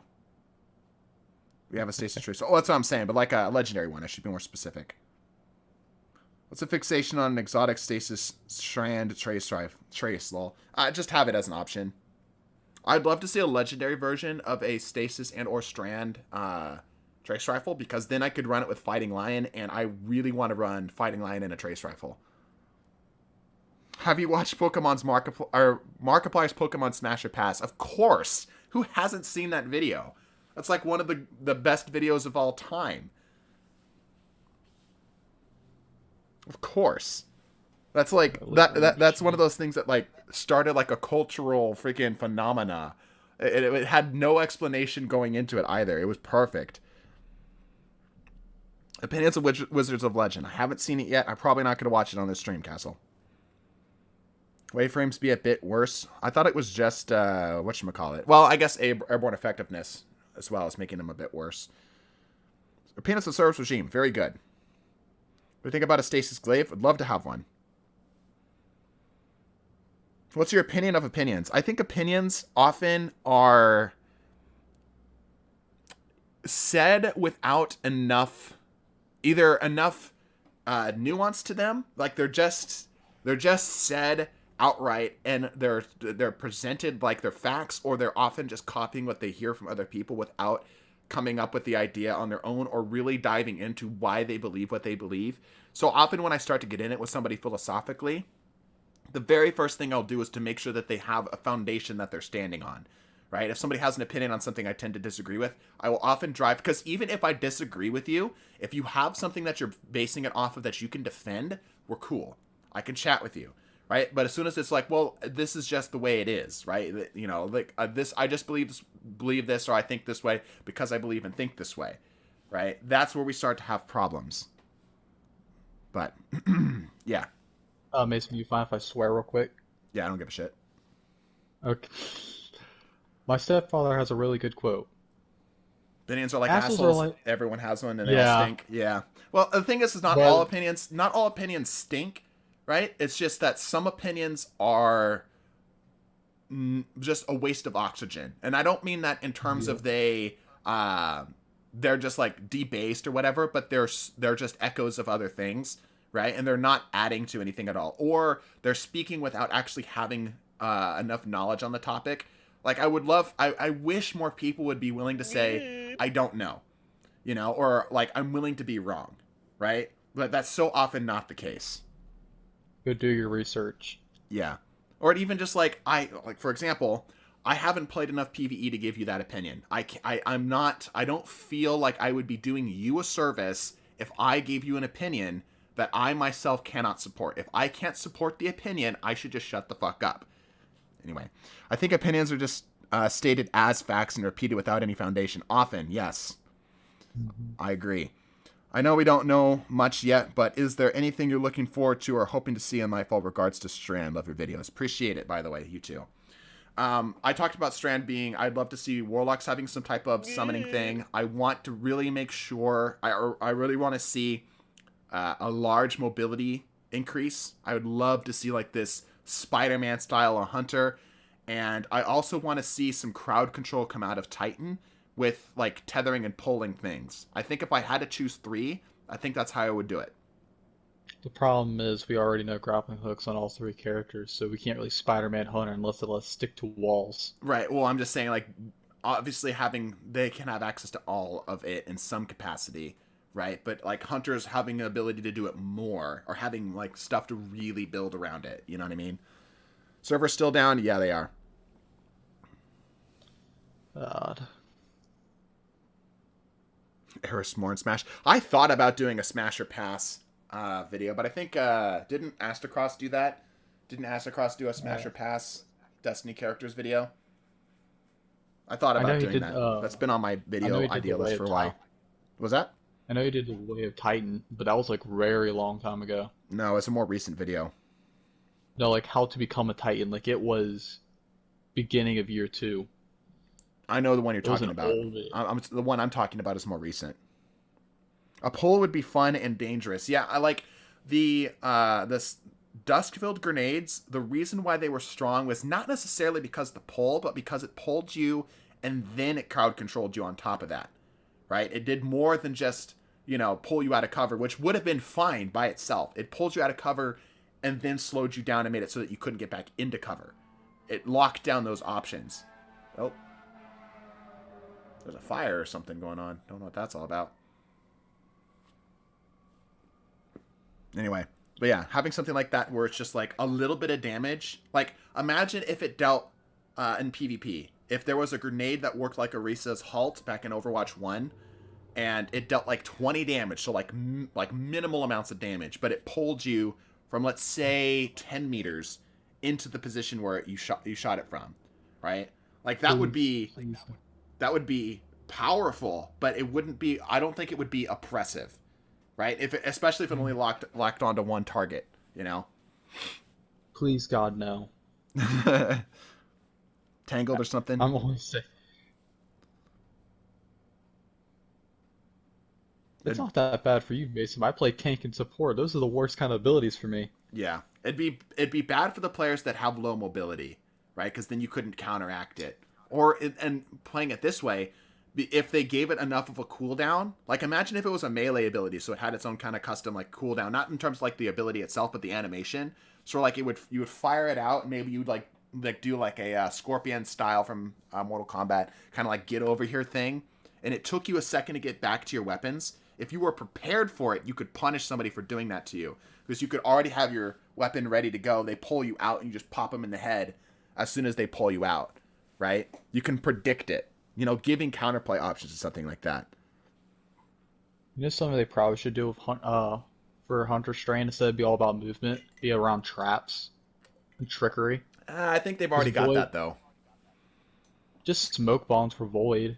Like actual... Well, you've also got proximity grenades and proximity knives, and you know, I mentioned smoke bomb already. I want like an actual trap. Not like, oh, this thing go boom and slow you. I want to annoy the shit out of you. How is that different than like, smoke? You can escape a smoke. You can't escape a Junkrat trap. Oh, like literally it holds you in place? Like a freeze trap, basically? Kinda, but it doesn't last long. Like only like 0.1 second, so it just annoys the shit out of you. I don't think there's much of a place for it, I'll be honest. Fucking funny against Titan Rushers. It'll stop Juggernaut, and Juggernaut is probably the worst thing on Titan right now. Yeah, I guess. Let's see here. What if Strand can pull people? We were just chatting about that.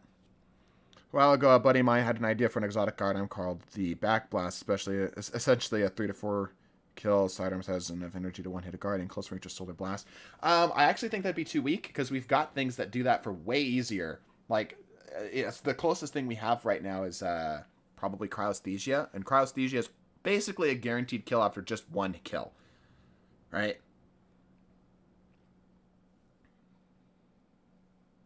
Speaking of Juggernaut, would it be more balanced if it took melee charge when its shield broke? I actually don't think Juggernaut is that overpowered because it requires the Titan to lower the shield to do anything spectacular with it. And there's enough ways that you can kind of like, space it out. I think Juggernaut generally is fine where it is. But if you really wanted to nerf it, yeah, I think going to the melee would be a good place to start. Or maybe even Grenade. Knockout just needs to be nerfed. I do agree that Knockout's strong. I think it's difficult to balance because you want to be able to play around the melee play style, and the melee play style needs some support in order to be there. I think if anything, it's just melees in general are just ridiculous. Just the way that they interact with the game is annoying and hard to counter. Like if somebody has ranged melees and not like projectile, but like, syntheseps, and they punch you, good luck countering it if you're within punch range without punching it back yourself. You know what I mean? Like especially if you're one punch away, like they have knockout proc, you already taken like 60 damage or whatever, right? You're toast. There's so little you can do about it. Most of the time, your best bet is to try to trade. I would say same thing about Hunter, but Arc Hunter ruined the entire melee style. Because you don't get to Liar's Handshake people as easily. You can't set combination blow at all in PvE because you kill everything with Jolt. And in PvP, you can't get combination blow at all because you end up killing them with Jolt. And arc melees have always been... Potato at that point, innit? Yep. There is Arc no melees Smasher are just Pass for funky. Destiny 2. Well, maybe we'll do a Smasher Pass for Destiny 2.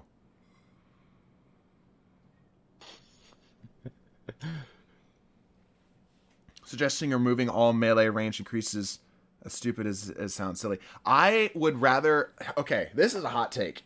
I would like to see the way that Destiny does melees completely change. I'd like to see them switch more to Overwatch's style, where they just swing their fist and it's a hitbox in front of them. If there's something there, it deals damage. I hate that it does the lunge thing, right? Because that causes melee registration issues. That causes these weird moments where you're trying to track things from one thing to the other. It just causes problems, right? You remember, Mason, do you remember when each class had a different melee stat? Like for lunge range and speed? Yes. Yeah, and it caused some weirdness. I think that they were smart to make those similar. What's the word I'm thinking of? Standardize. I think it was smart for them to standardize that. Because Hunter's was 4.6 with slightly faster melee speed. Titan was normal, and Warlocks had the longest. Yeah, but they also had the most range. They had the slowest melee. Yeah, longest range, slowest melee. Anyone else? I wouldn't mind if they could. Go For ahead. Arc Hunter, just let them melee faster. Yeah, but that also causes issues of them not hitting melees because more often, your melees end up not registering.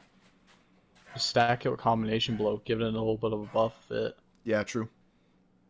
It'd be cool if We kind of have the melee style. if they made them work similar to how Glaive melee works, where you just kind of, Yep. Destiny's still not working. Let's check again. They said it's going to be down for several hours, but we might as well check.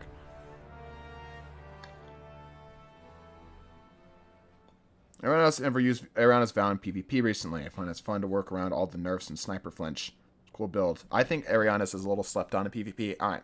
We still aren't in. It's almost 2 o'clock. We're probably just going to wrap up soon here, y'all.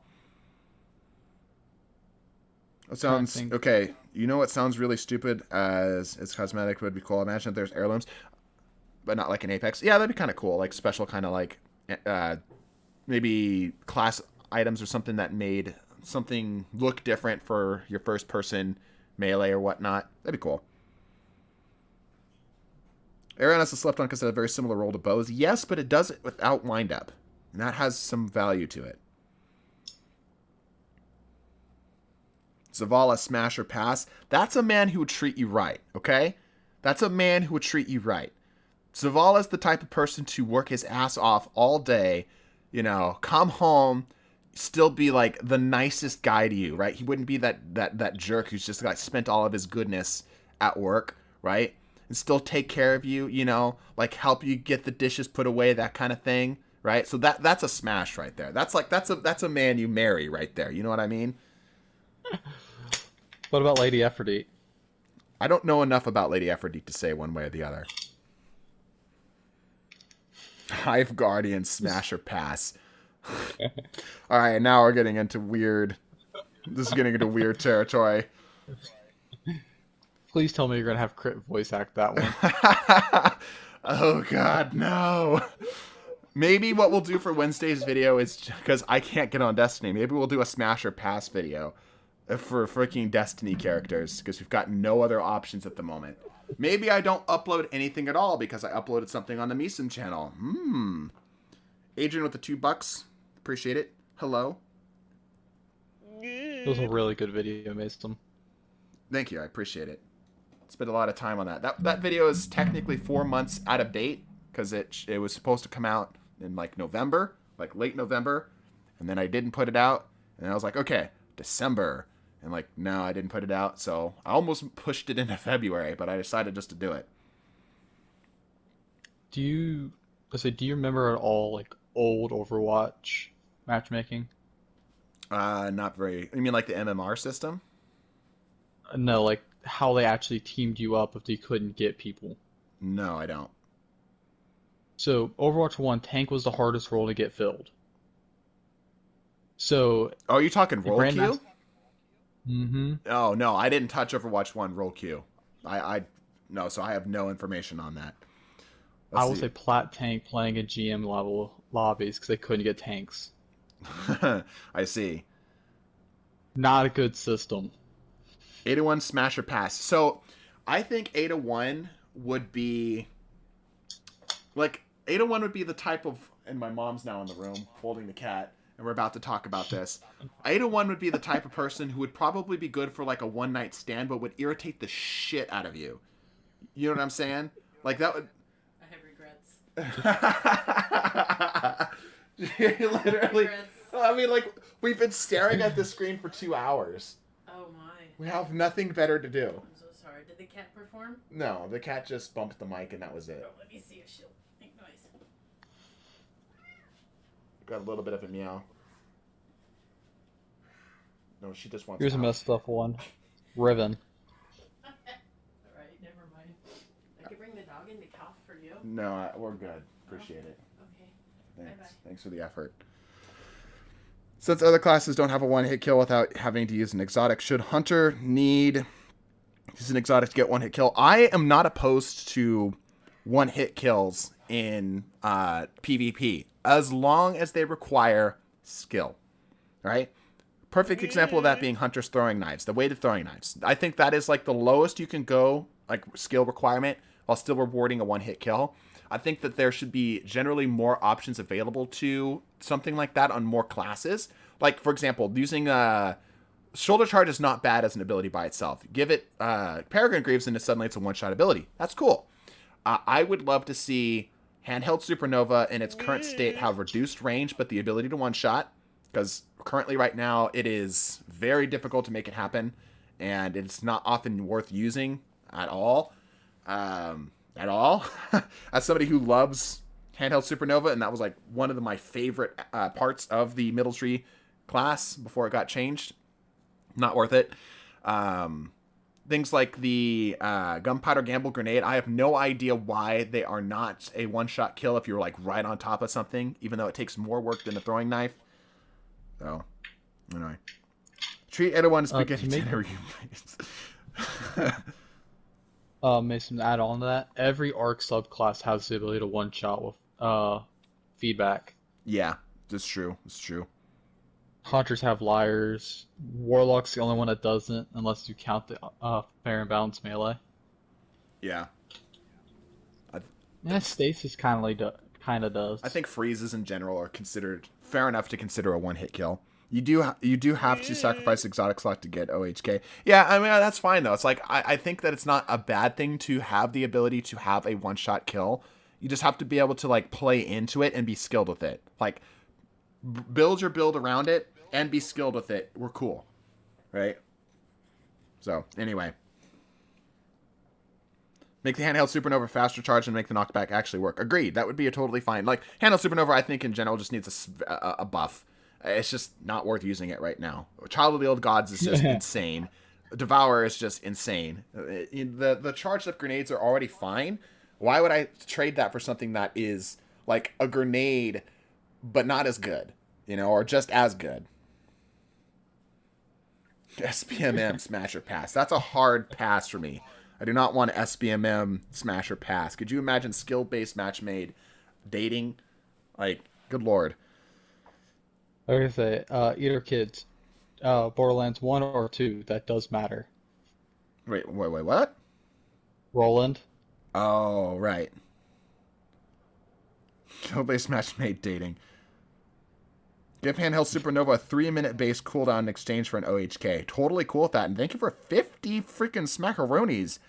50 smackaroonies to get the handheld supernova opinion out there. Yeah, I don't disagree with that. I don't disagree with that. What a freaking Chad. This man's rich, I know, right? Swipe left or swipe right on the drifter. Swipe right's the match, right? I don't do Tinder, so swipe right's the... I feel like drifter would be the person you would swipe right on, get there, and then immediately regret your decision. The drifter, I feel like, would be the type of person to either swindle you into paying for the dinner or just, like, leave. And then you would never hear from them again. I don't want handheld supernova to apply knockback similar to pre-nerf Shiver Strike on Titan. Yeah, I think if... I'm even okay if handheld supernova didn't directly one-hit kill, but it, like, basically one-hit kill. You know what I mean? Like, it sets you up for what is effectively a one-hit kill. So smacking somebody into a wall, I think, would be great. Right? Give Warlock a yeet stick. Yeah. Think Yalistic Shell and Alva could be 2 fragment slots and bring it on through there. I feel that way for the Gunpowder Gamble. Eater Kids, I don't think you should ask that to him. Drifter would 100% pay for the food, but still end up roping you into something. Yeah, like you'd end up like somebody made a good comment. You'd wake up next to like you go to Drifter's house, or maybe Drifter would come to your house, right? You wake up, Drifter would be gone, and next up you'd find yourself pinned for like thousands of dollars. You framed for thousands of dollars of extortion or something. You'd be like, what the fuck, You lost your kidney. Yeah, you're like, you lost your kidney or something. Yeah. Hot take, Drifter is a bum. I don't completely disagree. Gunpowder needs more slots, agreed. Have you tried random fire to Fighting Lion? Yes, that was a Castle Romeo build. Suppress and take people's out of supers. I think that might be a little too much. That might be a little too much. Suppression is such a strong effect for PvP because of the anti-super and anti-counterplay. Stole your wallet and everything in your house. Yeah, like you'd wake up and you'd have your identity stolen or something like that, right? Like everything would still be there, but you'd realize later that you have like 0 credit. You're like, what the hell happened? Shifter would take away your kidney and trade it for motes. Bombardiers does not suppress supers. Solar. It specifically does not suppress supers. You can test that yourself. Here's a question for you, Mason Man in the chat. If you can have one D1 exotic back, what would it be? I would choose the Ram, but that probably wouldn't be the best for balance because I love the Ram. Give back the tarantula. No, we don't need that. LC Bray, Smasher Pass. Do you really have to ask that? Do you really need to ask that? Gallahorn. Yeah, bring back Gallahorn from D1. We need that in D2. First curse would be a neat one. Pocket Affinity, you can go burn in hell. Ghost, Smasher Pass. Brilliant Gemini. I feel like Ghost is more of like, he'd be your friend, but more like a friend, like a brother kind of setup, but not really like a, You wouldn't want to take it any further than that? I shouldn't have asked this question. People make me sad. Someone said icebreaker. Bring back Icebreaker, yeah. I mean, they could if they made it so that it didn't have infinite ammo. Ghost would be the third wheel. Ghost could be your wingman. I could see Ghost being like a really good wingman, you know? Necrochasm. We've got similar stuff, though. Tlaloc would be a neat one for Warlock to get back. I think Tlaloc would break the game. Maybe, okay, so maybe if it was a, okay, hold on. If it was a 180 archetype, and then when you got it, your super, it would go to a 200 archetype, with some type of damage bonus, like Radiant, it would be a 3-tap 200 damage, 200 RPM, Scout. That could work. Anything above that, though, we're pushing it. EDC Dregs, smash or pass. EDC Dregs specifically smash, any other Dregs pass. I'm just making up shit at this point. Ooh, Glass House is an old one. I'd smash that like Wall Walker in a marsh. We just lost 10 people.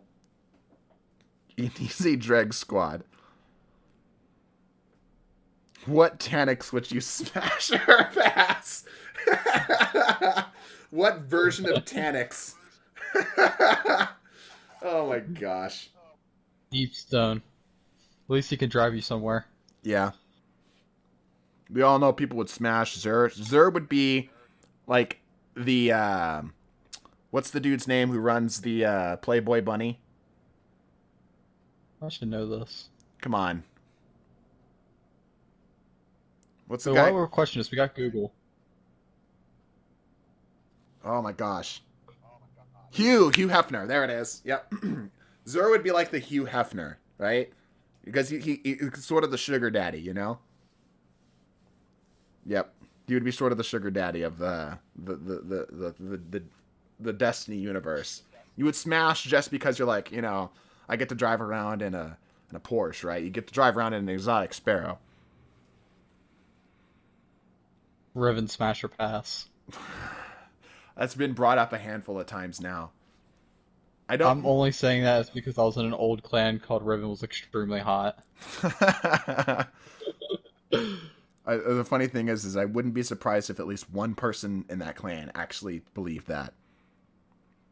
I think one actually did. We all credit from an LFG group that became LFG carries.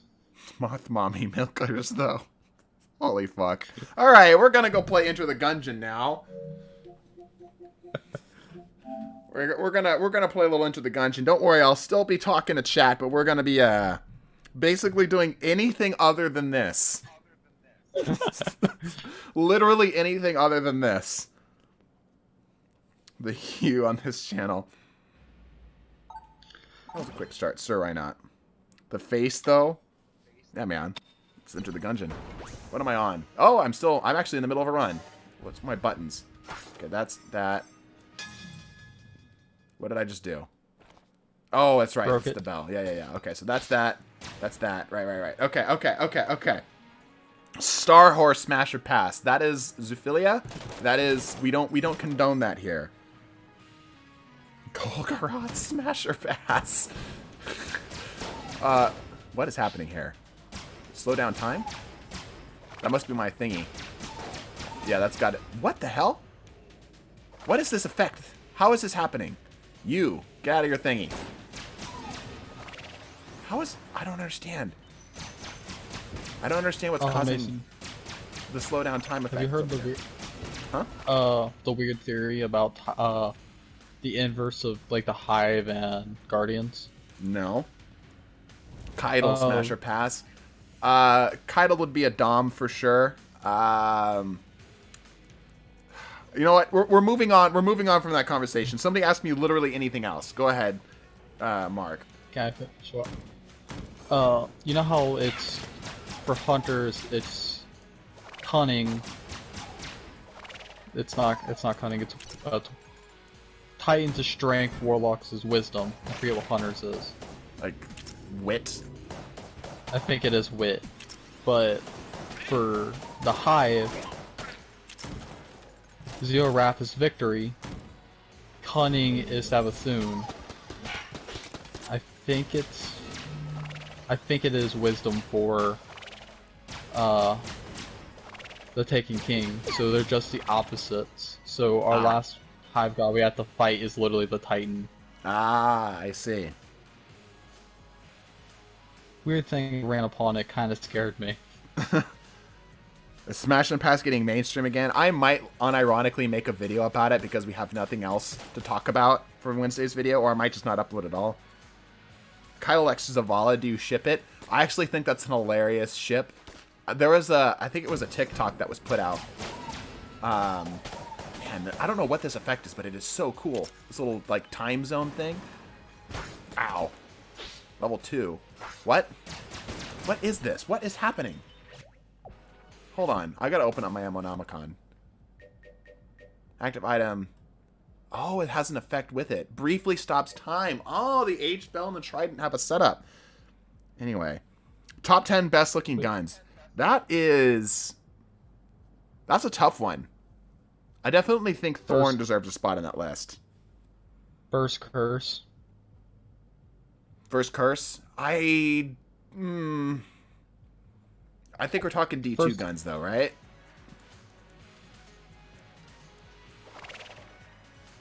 Duality. Duality does look pretty cool. I will agree with that. Last Word, Laconic Last Word. Yeah, it's pretty cool. Rat King. Rat King's okay. I feel like it's a little too gaudy for my tastes. I don't want that. I don't need that. Yeah, we don't need that. We don't need that at all. We'll just break this.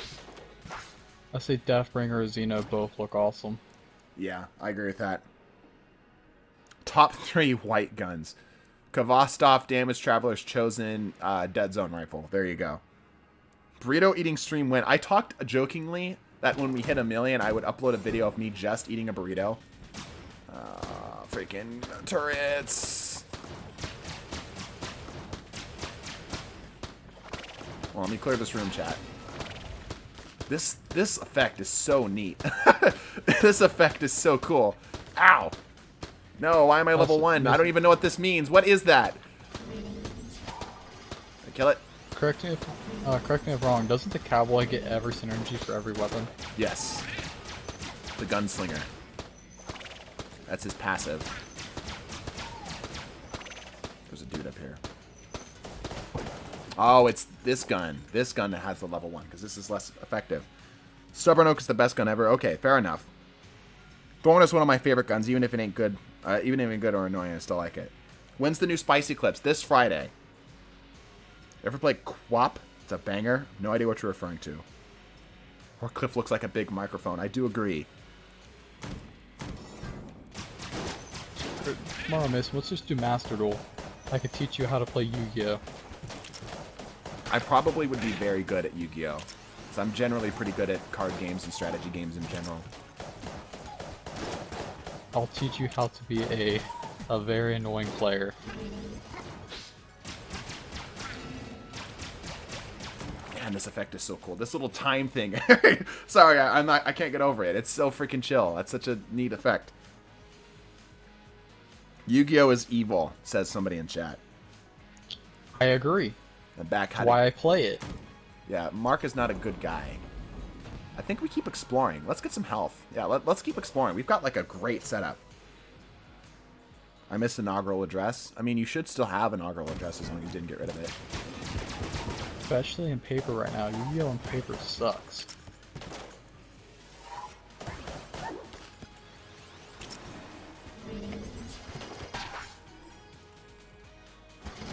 This gun is so unfair. We're definitely using this for boss DPS. Alright, do we want to what do we think, chat? Do we want to refill the thing that slows down time, or do we want to refill the extremely unfair gun? Time. Time?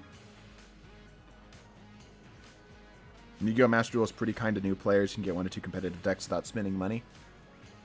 Mm-hmm. I would not play Yu-Gi-Oh! Right now. There's 2 really bad decks. Both? We can't do both. Only one or the other. This man said Master Duel is kind. I'm seeing enough for time. Let's go for time. Master Duel was fun before Runic came out, and Mathmech Circular came out. And Circular was the third best deck in a tier 1 now. No, it's a tier 0 format right now. It was the third best deck. And that deck is hard to beat. And Man. Runic will literally just mill you out if you do anything. I don't even know what you're talking about. I'll just nod in agreement. Opinions on Sunshot. Sunshot I think is a little underrated, but I think it's mostly because the recoil pattern's difficult. Let's do this. We'll create the time zone, right? And then we'll swap to another weapon. So we'll do this to create the time zone, and then we'll use this to clean it up. Ah, we got level Mason, 2 now. Hell yeah. What's up? A good comparison to a tier 1 format or tier 0 is Crucible right now, where everybody is hiding behind barricades and pulse rifles. Ah, gotcha. It After takes building one deck, you gotta spend. 65%. It takes 65% or more of top slots. Ever played Ultra Kill? I have, but I haven't played as much as I would like to, if that makes sense. What? Oh, that was really... That time zone dilation thing really messed them up. I like this little secondary thing that we have here. This is nice. I don't even remember what my goal was in the stream. Hey, there's the heart we're looking for. And here's the shopkeep. Ever played Returnal? No, I have not played Returnal. Personally, if you gave it a chance, Telesto ain't that bad. Yeah, Telesto's fine. You could definitely get a key. Laser Lotus. I think we've got weapons, though. We don't really need. The barrel's terrible. We don't use the barrel. I've never seen the Laser Lotus before. I think we go key here. Rip Sunshot with more mines, but I have high hopes for Fire Sprites. Yeah, I think that what they're doing with the Charge of Light stuff is really smart. I think it's really cool. Yeah, we'll hold off on the Laser Lotus, whatever that is. Smash or Pass. Yeah, the goal was to change it from Smash or Pass to literally anything else, and I think we've accomplished that goal.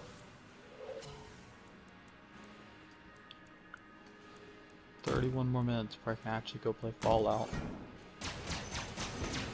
This is not a great room for the time dilation effect.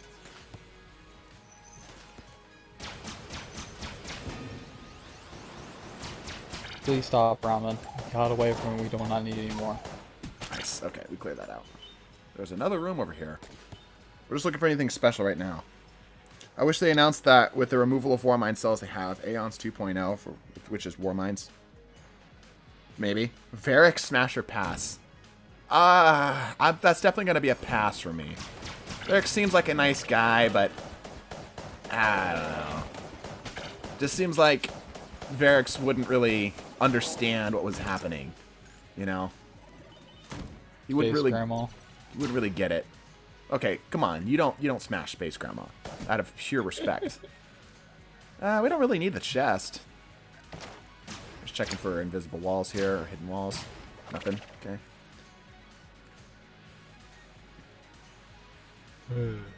Hunters have no Vanguard. True. Alright, let's go. Technically, we do have a Vanguard. It's just not appointed yet. How do you figure? Crow. Oh, it's the Balrog. What game is The this? This is Vanguard Enter the game. Gungeon. Destiny is still down, so we're just chilling, talking to chat. The Cannon Balrog, sorry. Crow. Yeah, Crow's probably going to be the next one. Eight's Dare. Whoever killed him Ouch. got to be the next Hunter Vanguard. So Crow would end up being it. Oh, the reload on this is abysmal. But you Where is know, he? in lore, no Hunter wants to ever be the Hunter Vanguard. Right. You can hit him from here with this thing because it does backwards bullets. So we can hit him from all the way back here because it's hitting him from the opposite side. Okay, now we got to pay attention.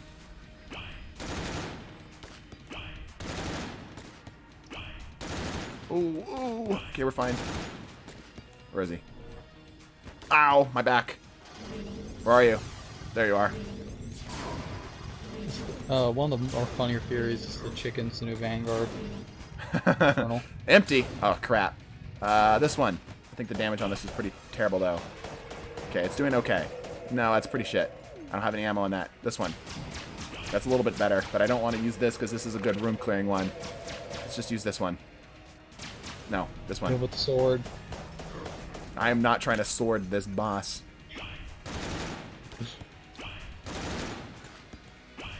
Also, doesn't the sword swing like go through bullets or stops bullets? It can block bullets, yes, but that's very difficult to do because the hitbox is not the most forgiving. I can read chat in just a bit, everybody. I know we're kind of supposed to be doing a just chatting thing, but I am in the middle of a boss. Man, our DPS dropped so hard when we ran out of ammo.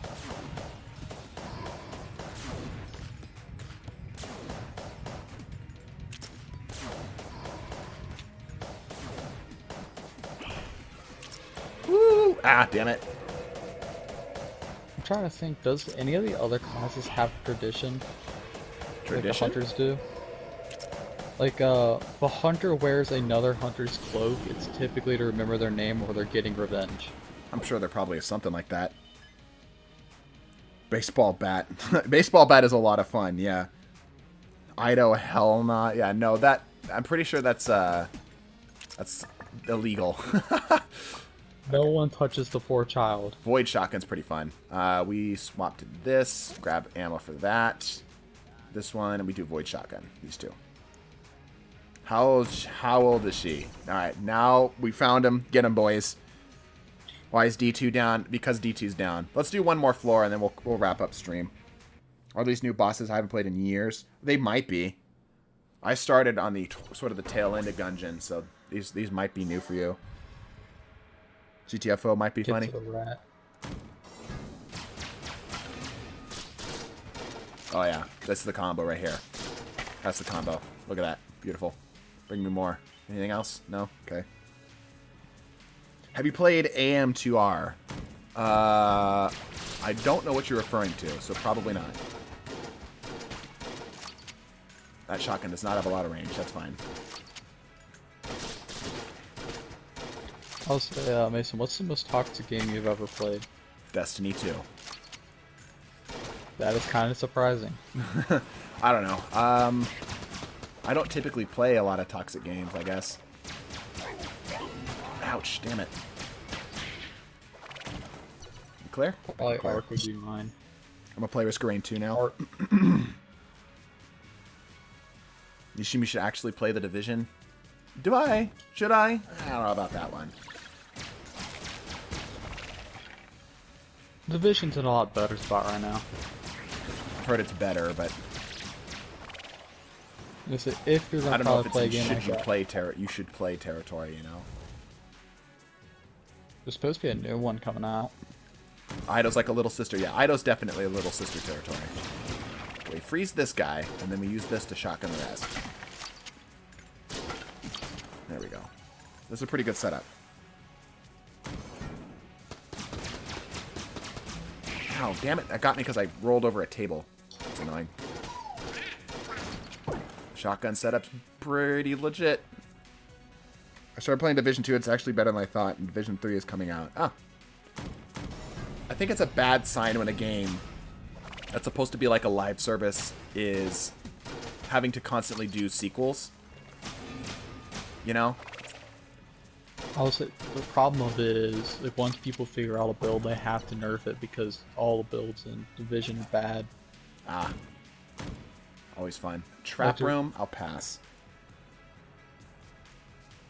Aramis Smasher pass. I thought we were trying to get off of this topic. This just leads back. Hopefully Daybreak gets some love. Yeah, I think Daybreak could use a little buff. Slide through here. Let's say try Fallout 76. I can give you a bunch of free shit. Ooh. Aw. Ooh, but that's still a very good gun. It may not have been synergistic, but this is still a very, very strong weapon.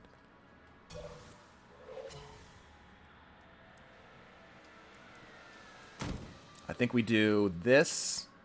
We might save Excalibur for boss DPS. Let's stick with this setup. I'll show off the gun a little bit, though. So we'll do this with this. Set up the time sphere. And then I think the way that this one works is that it's a Vorpal type weapon. It'll randomly just crit. Oh, the Mega Hand. I do love Mega Hand a lot. We need health right now, though, so we'll do this. We've got stuff to spare, so we'll spend some money on that. go for map? Nah, I don't really need weapons that bad. Unironically, Stasis needs more melees. I agree. Are you hyped for the day before? I haven't really been following it, so no, I'm not really that hyped. Titans need only fist to bonk. Yeah. I can see it, though. Oh, you die and you get faster bullets? What? Okay. Noted.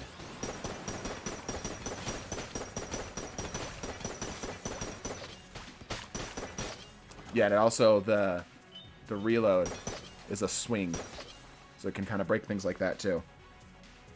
I was the first 10 people here. Congrats. I'm by this game like today. It's so much fun. I love this game so much. There's a Galahorn in this, too. It's just called The Exotic. Oh, did you see that block? Wait, Mason, have you tried Spelunky yet? I've played a very little bit of Spelunky. I'd like to play more of it. Look at that! Look at that block. Get out of here. What I'll are you doing? re-download Spelunky too if you ever want to try it. The game. This guy needs the room cleared. So this guy basically says, "Hey, could you help me map out all the floors?" Yeah, it's free. Is what this is, right? Yeah, I'm a cop. Yeah, Enter the Gungeon's great. It has a if you have like share PlayStation sort of deal, you can do. I set that up. You can do like a couch co-op thing sort of too. It's good. Yeah, this gun's very solid. We need to find a way to spend our keys. I will say... You can do that. Go ahead. So you can do it with Spelunky too. Yeah. Go with the 4 players, but with friendly fire. Of course, it's Spelunky. I will say, though, Enter the Gungeon, like Spelunky, is a difficult game. It's not impossible. I definitely think it's some of the easier of the... well, it's easier or harder than Binding of Isaac, but easier than, like, Spelunky. If that gives you an idea. Spelunky 1? I'm thinking Spelunky 1 here specifically. Okay, because Spelunky 2 has fucking 18 levels. Yeah. Multiplayer? How many can we have? This is a 2-player. Titans got freezing ground pound for the melee. Yeah, I think that they could do a lot of creative stuff with the stasis stuff. I hope we get some of that with Lightfall, but we might see that as like a Void 3.0 stuff. Or not Void 3.0, but like updates to the classes sort of deal. You know, like how they did with Void 3.0, Solar 3.0, Arc 3.0. Man, this thing is freaking so good. The accuracy on this thing. And it's got a little knockback. This is just a weapon designed to be just good. It doesn't do anything too fancy, it's just good. Please make a video on Isaac. Nobody would watch it, I'm sorry to say. Or Yeet and Ice Spike. I mean, we've got that with Diamond Lance. The Summoner. A couple Summoners in here. Get out of here. The range. Oh, we're out of ammo. As I say that. Alright, we do this. We go Void Shotgun. I think we get more range in the little time dilation thing because of it doesn't know how to register the bullets as well. Make sure it's not a mimic. Okay. Hidden rooms. Nope. Ah, bug boots. We get poison when we dodge now. There. Wait, we can do like a... We can do some art with this. Eater to answer, it's typically Counterfeit's group and Lux's group we normally go for day 1, and we race each other. Yes. And that's typically on our Twitch. Basically, when you place regular build videos because no builds with Raid Boss Smasher Pass. Maybe. I might unironically do a Smasher Pass video. Ah, hello, friend. The Elder Blank. We need to use the bell. We're definitely not getting rid of the bell. Table Tech Blank is really good, but only for room clearing. We're doing really good on room clearing, so this is good for room clearing. This is just generally fine. Elder Blank is a replacement for what I have in the bottom left. Bug Boots is Bombardiers. There actually is a Bombardier style of weapon, though. Bug Boots is more specialized. Here, we'll draw a 777. Oh, never mind. His bald ass is in the way. And you're over here. Do we have anything we don't want? No, I think we want everything. Everything we have is great. Low raid boss tier list. Yeah, definitely going to be Mimi if we did it. All right, give me my stuff. So, Mason, when Hey, we did heart day one purse. for Val, What's up? when we did day one for Val, did you see how bad counterfeit stream was when we were all together? I did not. It was the two sides of TDT. Lux's group was sweating hard, then our group was calling things shank, bingies. Yeah, I see. Are you hyped for the Not Dead Cells taking- X Castlevania crossover? You're the first time I'm hearing of it, so no, I'm not, but it does sound pretty cool. Ah, the wall. Okay. This is a tough fight. We're going to probably use a few blanks here. Probably can shotgun here just fine, though.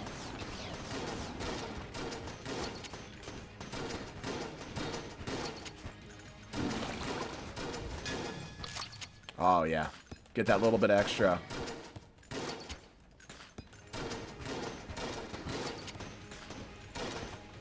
Okay, we're fine, we're fine.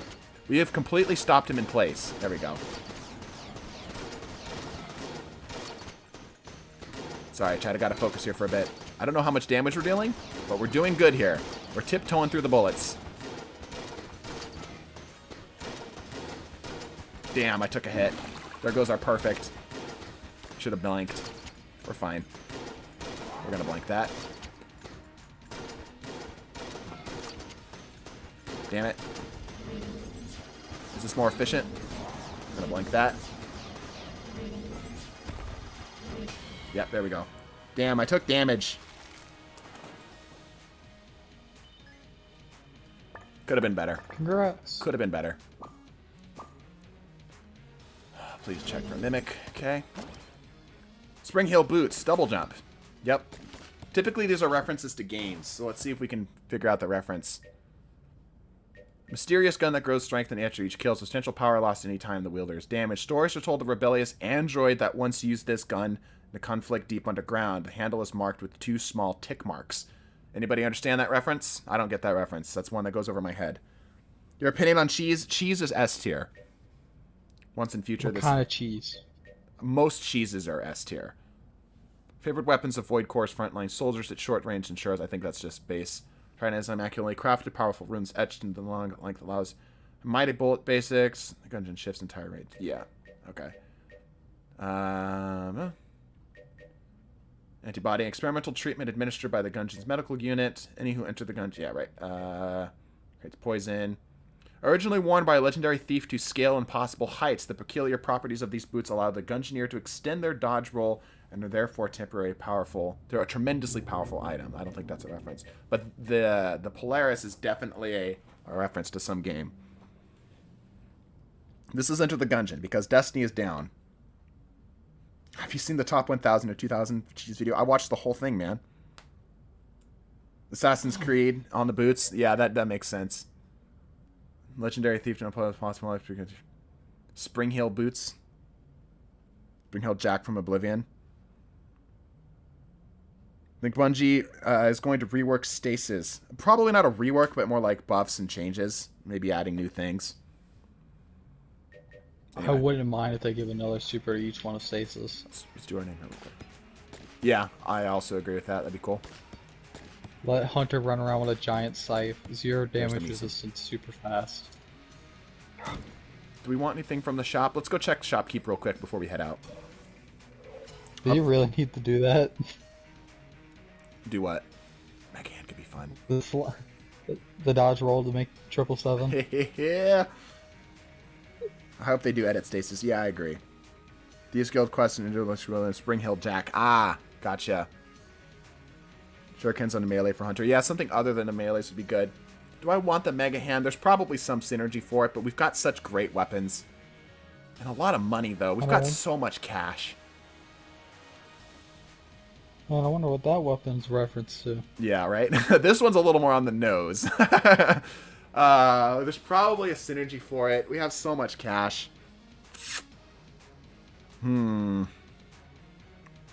Alright, fine. Yeah, what's the synergy? With the bell? So that often means, if I reload it, okay, the time stopper. Okay, alright, yeah. There's always the the Mega Man gun is always some type of synergy. So we can have 2 time-related weapons now. That's kind of cool. Maybe we'll keep going. Let's just try to finish the floor out. Let's just try to finish the gungeon out. I think I was originally going to be doing a rat run with this, but yeah, we're here now. Let's charge our shot. Oh, that just straight up freezes time. Okay. All right. It's not even like a... I can just straight up say no. That's interesting. I don't think we're going to need that much, though. Okay, now I'm going to need it. Oh, it still deals damage. Did you see that? It deals damage to all things in the rooms and slows down time. Or freezes time.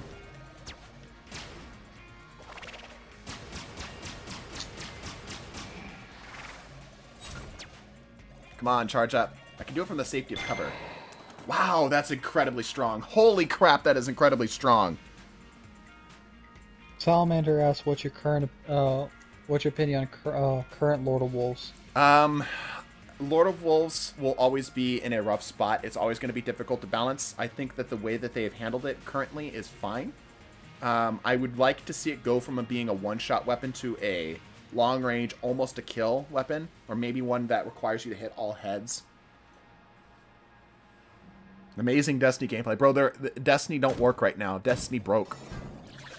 Oh, this is the new update. Yeah, man, this is the secret hidden mini game they hid inside of Destiny in the recent update. It's crazy, I know. We got new light. We got early Lightfall. Yeah.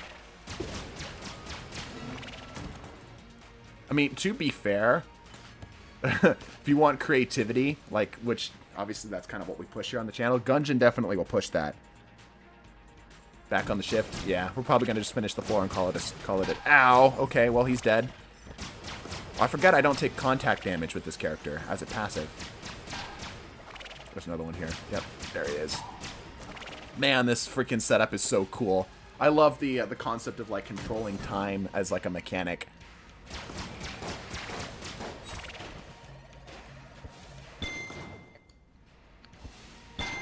Wow, that is so strong. Upset, the new raid's only jump puzzles. Sorry, man.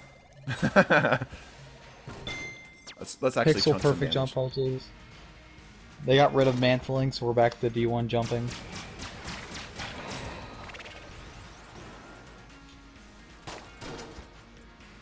So when they die, the bullets speed back up. I gotta keep that in mind. There we go. Mason, think how bad some of the jump puzzles would be now if we didn't have mantling. Much more difficult, yeah. Think Osiris will be a major character in Lightfall? Oh, absolutely. Playing D2 for the first time and it's a Diablo video. That's actually hilarious. Oh yeah, we slow these dudes. We get a reload in. We do one of these. We could even probably get fancy with our bug boots here. Because we can get, like, right on top of people.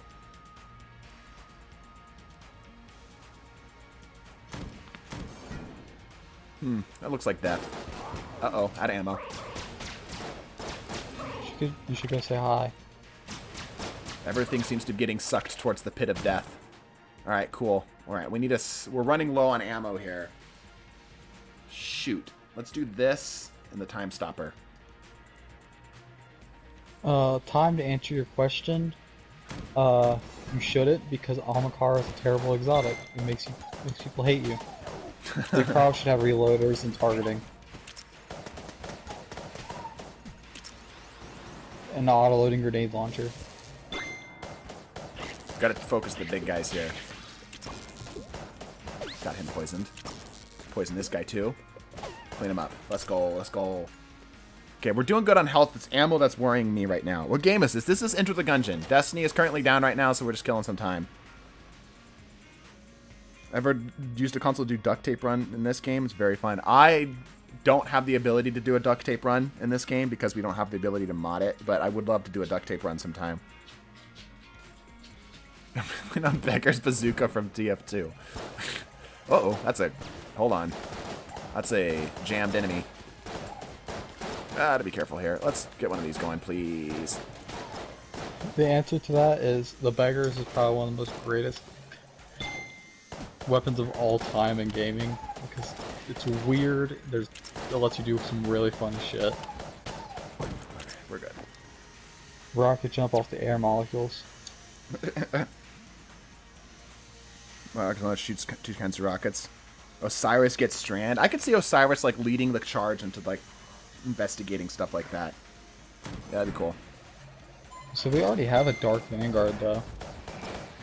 Yeah, kinda. I mean, she's not really a Vanguard. Yeah, but maybe seeing Eris wield some strand, I could see that. Ah, we got level 2 now. Eris, Exo Stranger, and Drifter. What's happening? That's a new attack. I've never seen that attack before. I've literally never seen this attack in the entire time I've been playing. What is this? Hug. Get away from me. He wants a hug. Oh my god, it's seriously just he wanted to give you a hug. It's like Flowey's attack. Freaking surrounded me with bullets and slowly close it in. Don't you shoot me, you bitch. Come here. You know what? You're getting time stopped. Fuck you! I'm out of ammo. That's kind of a neat idea. What? Pilot said, I wish Two-Tailed Fox got an exotic that shoots a third arc rocket. Yeah, that jolts enemies. That'd be cool. Guys, Or we're running blind. out of ammo really fast. We're running out of ammo really freaking fast. Because, doesn't it have burn and suppression already?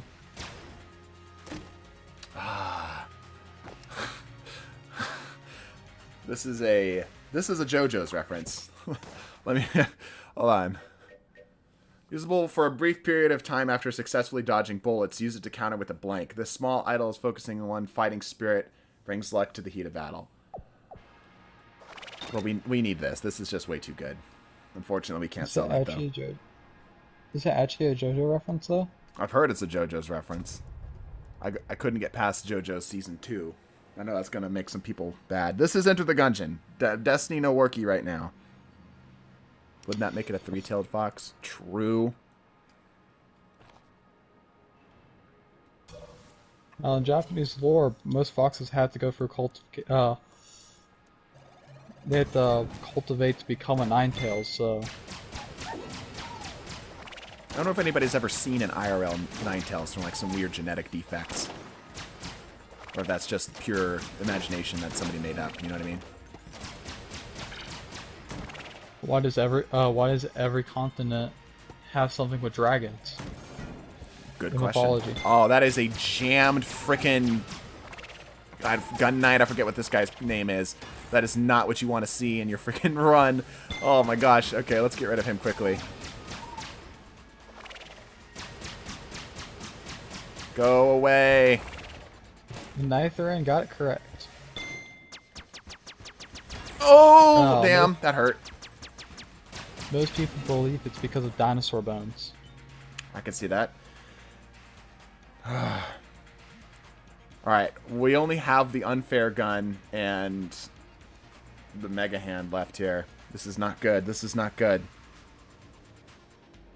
Sweet business Gabe, needs a buff Sweet too. Business doesn't need a buff. Not in PvP It at does not least. need a buff. Maybe in PvE.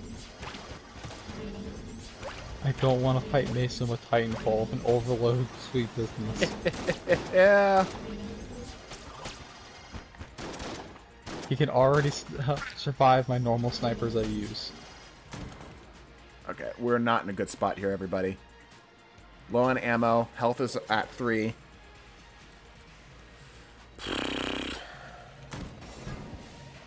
Either the rate for ultra weapons is beat tier 5, get one guaranteed. Bitch. I think that's one of them faces. Yeah, this dude. But it's a rotational weapon. Hide from cover here.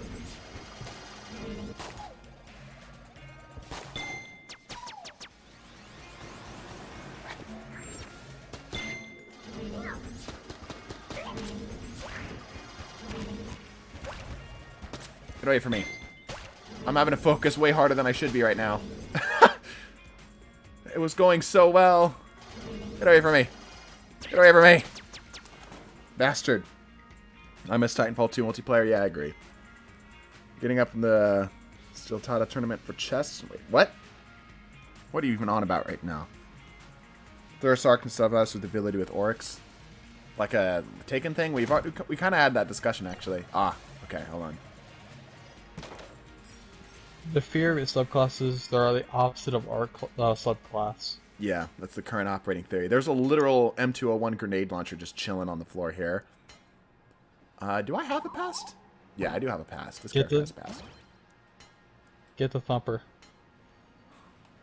The GL. I think I need ammo. I think that's what we need. We need freaking ammo right now. What do we ammoify though? Probably this thing, because this is just our most well-rounded weapon.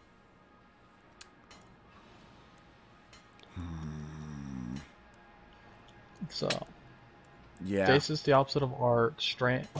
Stasis opposite of solar. Strength opposite of arc. So it's the opposite of void. Opposite of void is strand. Opposite of purple is green. Color theory. Yes, the color No, theory. but Oh boy. yeah, I could see it because void isn't it fission or is it fusion?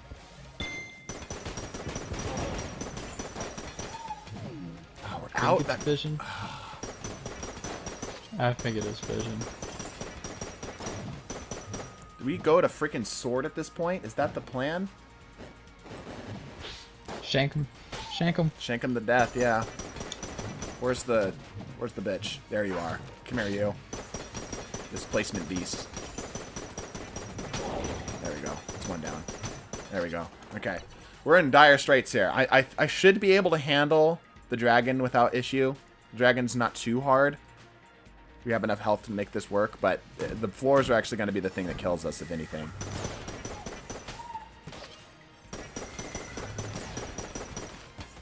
So what would be the opposite for art? Well, we don't have it yet, but we were theorizing something red. Siva, maybe. I can sword this guy. There we go. But that wouldn't work with the other theory because thermodynamics and fission fusion. True. Maybe something we haven't thought about yet.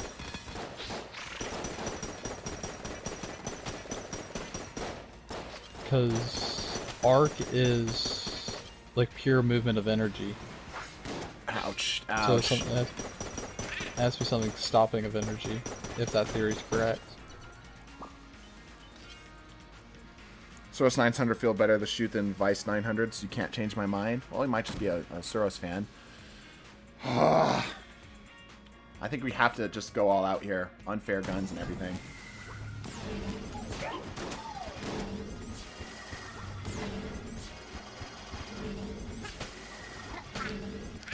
Bev asked me, how does D2 feel? Oh, ammo. Oh, and there's a freaking Reaper. Why is there a Reaper? Give.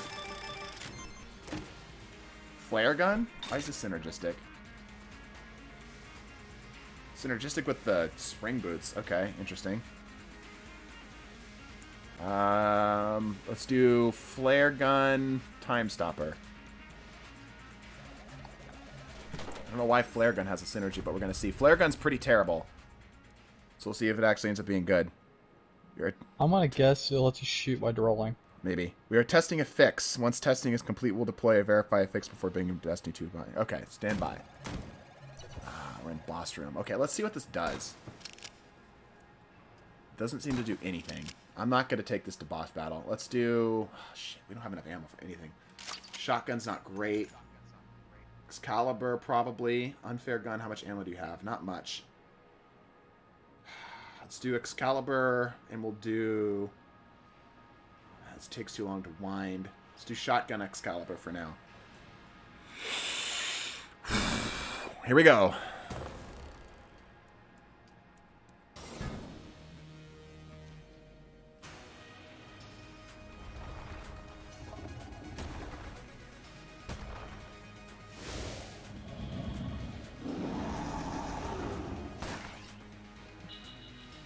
Everything is a gun pun, by the way, in case you guys hadn't picked up on that. We saved this for...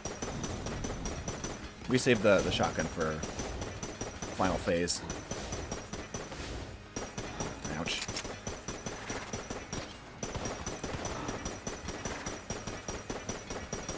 That's doing very little damage.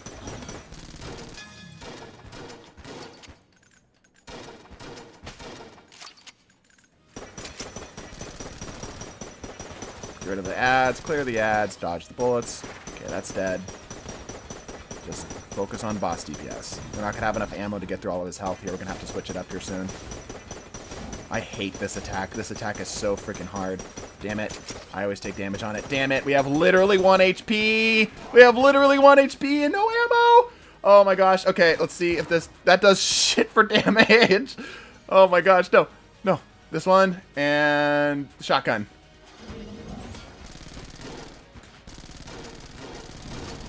Oh my gosh. Oh my gosh.